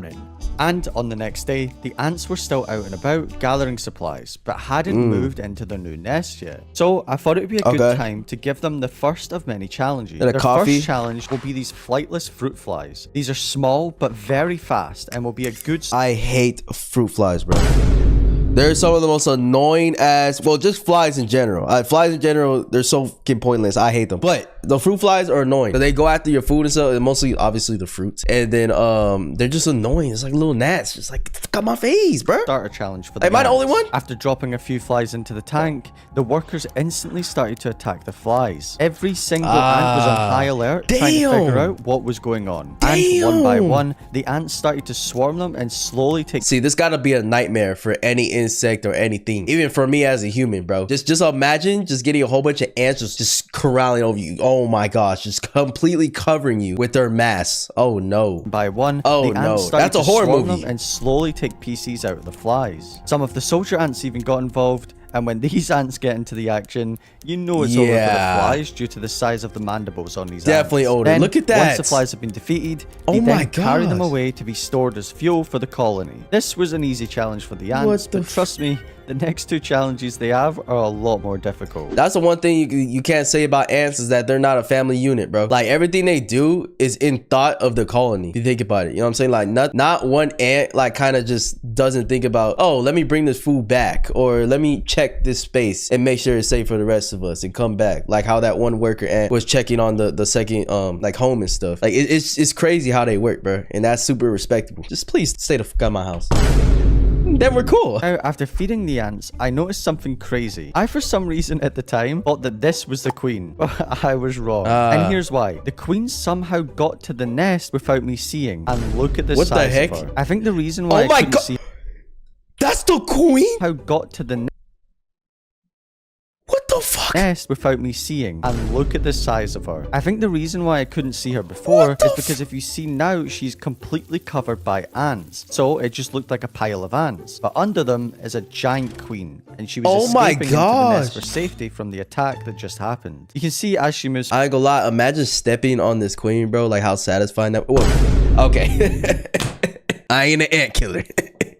Yes, I am. No, but for real, like, dude... Imagine the squish sound you're gonna get from stepping on her, bro. That just happened. You can see as she moves further into the nest to explore it, all the ants cover her to protect her from any threats that might be in the nest. They basically make a shield. I then come back the next day to check up on the nest, and the ants were still covering the queen, keeping her safe. They even started to move the eggs into the nest too. And after a few more days of the ants settling into their home, I decided to move the ant tubes out of the tank to give them more space for the next. Bro, I'm actually curious on how big can ant queens get? Queen ants vary greatly in size by species, generally much larger than workers, ranging from a few millimeters to over 2 inches. Like 2 inches doesn't seem crazy, but it's like if you compare it to just a normal ant, like that's huge, bro. That's huge. Challenge. This challenge was a lot bigger, a lot faster, and honestly, I'm not even sure if they can take them down. I'm gonna give them a red runner, which is basically a small cockroach. After placing it into the tank, it started to run around like crazy and figure out its situation it was in. Now, if the ants wanted to take this bug down, they— Chat, I just got trauma from like cockroaches because chat, if you ever, like real people know, if you ever, you know what I'm saying, didn't have that much money and stuff, and your parents had to live in certain apartment complexes and stuff, there is absolutely nothing you can do if the building is infested with cockroaches. It doesn't matter how clean you are, it doesn't matter nothing. Like there will be cockroaches in that bitch unless they put a tent over it and discontaminate the whole fucking building. Like, I forgot what it's called when they do that, bro. It's literally called something. But yeah, bro, like I have literally nightmares. If we left the light off, like we knew once we go in the kitchen, we turn the light on, there was gonna be something crawling, bro. Oh my gosh, if you guys don't know, like you don't know pain, bro. You don't know that. Have to do it together. Can't these relate. ants are extremely small compared to the roach. After a while of running around and the ants not really knowing what to do, the roach made a massive mistake. You can see he started to look around this hole. Unknown to the roach, this hole leads directly to the ant nest. Oh. Before I could even set up my phone to record, the roach launched an attack. That roach is cooked, nigga. He's extra cooked. They finna put him on the grill and cook him till he's black. Straight into the nest, and instantly he was thrown onto his back and swarmed in seconds. It was insane. Yo, isn't that insane? How like you see how big this cockroach is compared to the ants, right? And they over here whipping this shit, bro. Whipping him to his back. An attack straight into the nest, and instantly he was Look thrown at onto his him. back and swarmed in seconds. What It the was f- insane to see how quickly the ants responded to an attack on the Wow. nest, and how quickly they flooded the roach. Well, that's the thing. I'm sure ants are kind of like, well, not kind of. They're pretty much like bees, to where anything gets closer to their queen, they get super aggressive, like way more aggressive than they usually be outside of it. You know what I'm saying? So as soon as this motherfucker came in, that's a threat. That's an automatic threat.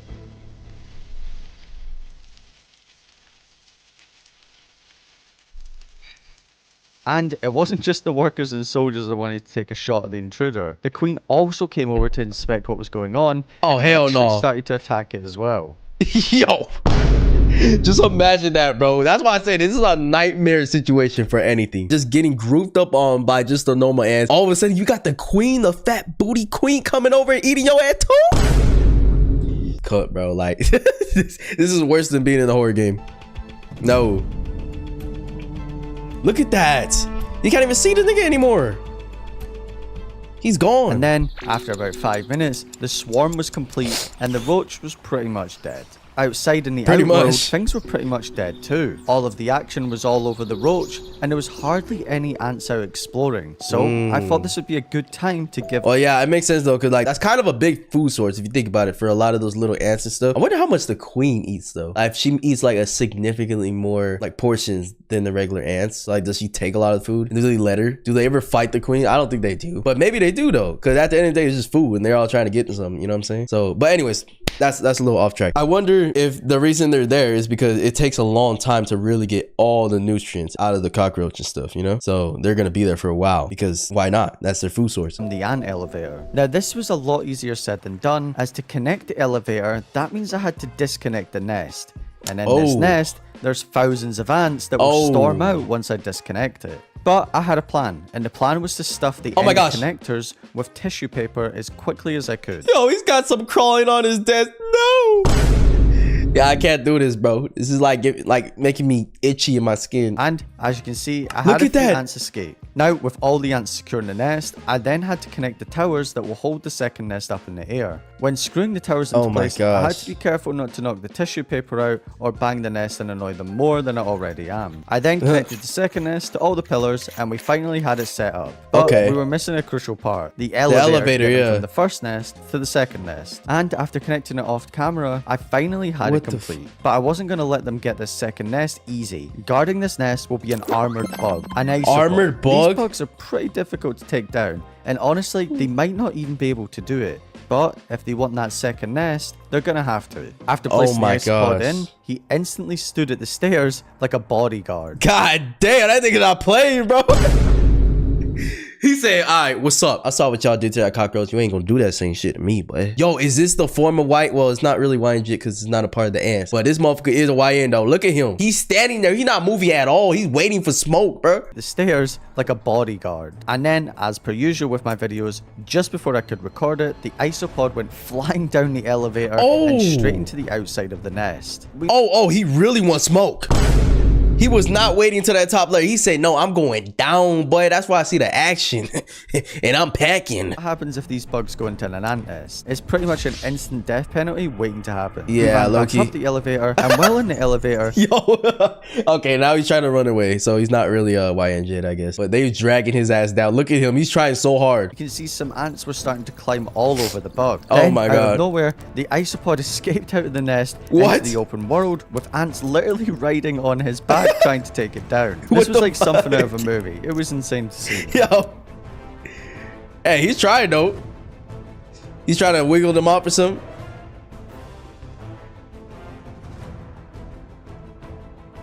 After about 5 minutes of the ants struggling to take down the isopod, one of the soldiers came out to see what was going on. Oh, not the soldier. And out of nowhere, the soldier ant also got on top of the bug and tried his best to get through the thick armor of the isopod, which even a soldier ant... Yo, this soldier is going crazy, bro. He going to the sides of his body. He's trying to get every angle, trying to see what's his vulnerabilities. Was struggling to do. Yo.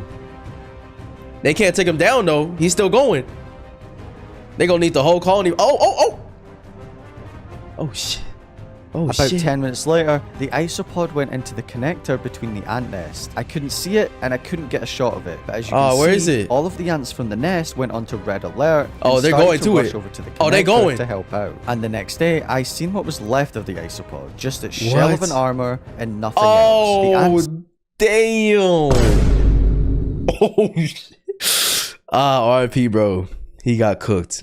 He got absolutely cooked. Jesus. Somehow managed to defeat it. And with that, we had now given the ants all their challenges and a brand new home. Should I continue updating you guys with future videos on how this colony is doing? Let me know. And if you enjoyed, subscribe and I'll see you. Yo, this is a W video, bro. And it just continues the show. Like ants. I feel like ants are like really trendy right now, bro. Ants and bees and stuff. Honestly, just insects in general. I love these channels, bro. I love that these are going crazy on YouTube right now because it just shows, you know, obviously I'm not a big fan of ants, cockroaches, none of that shit, but I do like learning about it because at the end of the day they're a living life form, so you know it's interesting to see how they do things, kind of compare it to the humans in a certain way. Honestly, they're way more compatible and way more together than the humans will ever be, like I said in the last video. But yeah, chat, this was an amazing video. Shout out Bio Life, bro. Make sure you guys go subscribe to him. Honestly, I think I'm gonna subscribe, to be honest. I want to see more of these type of videos. But yeah, chat, I love you guys. Thank you guys for watching. I'll see you guys in the next one, man. Peace.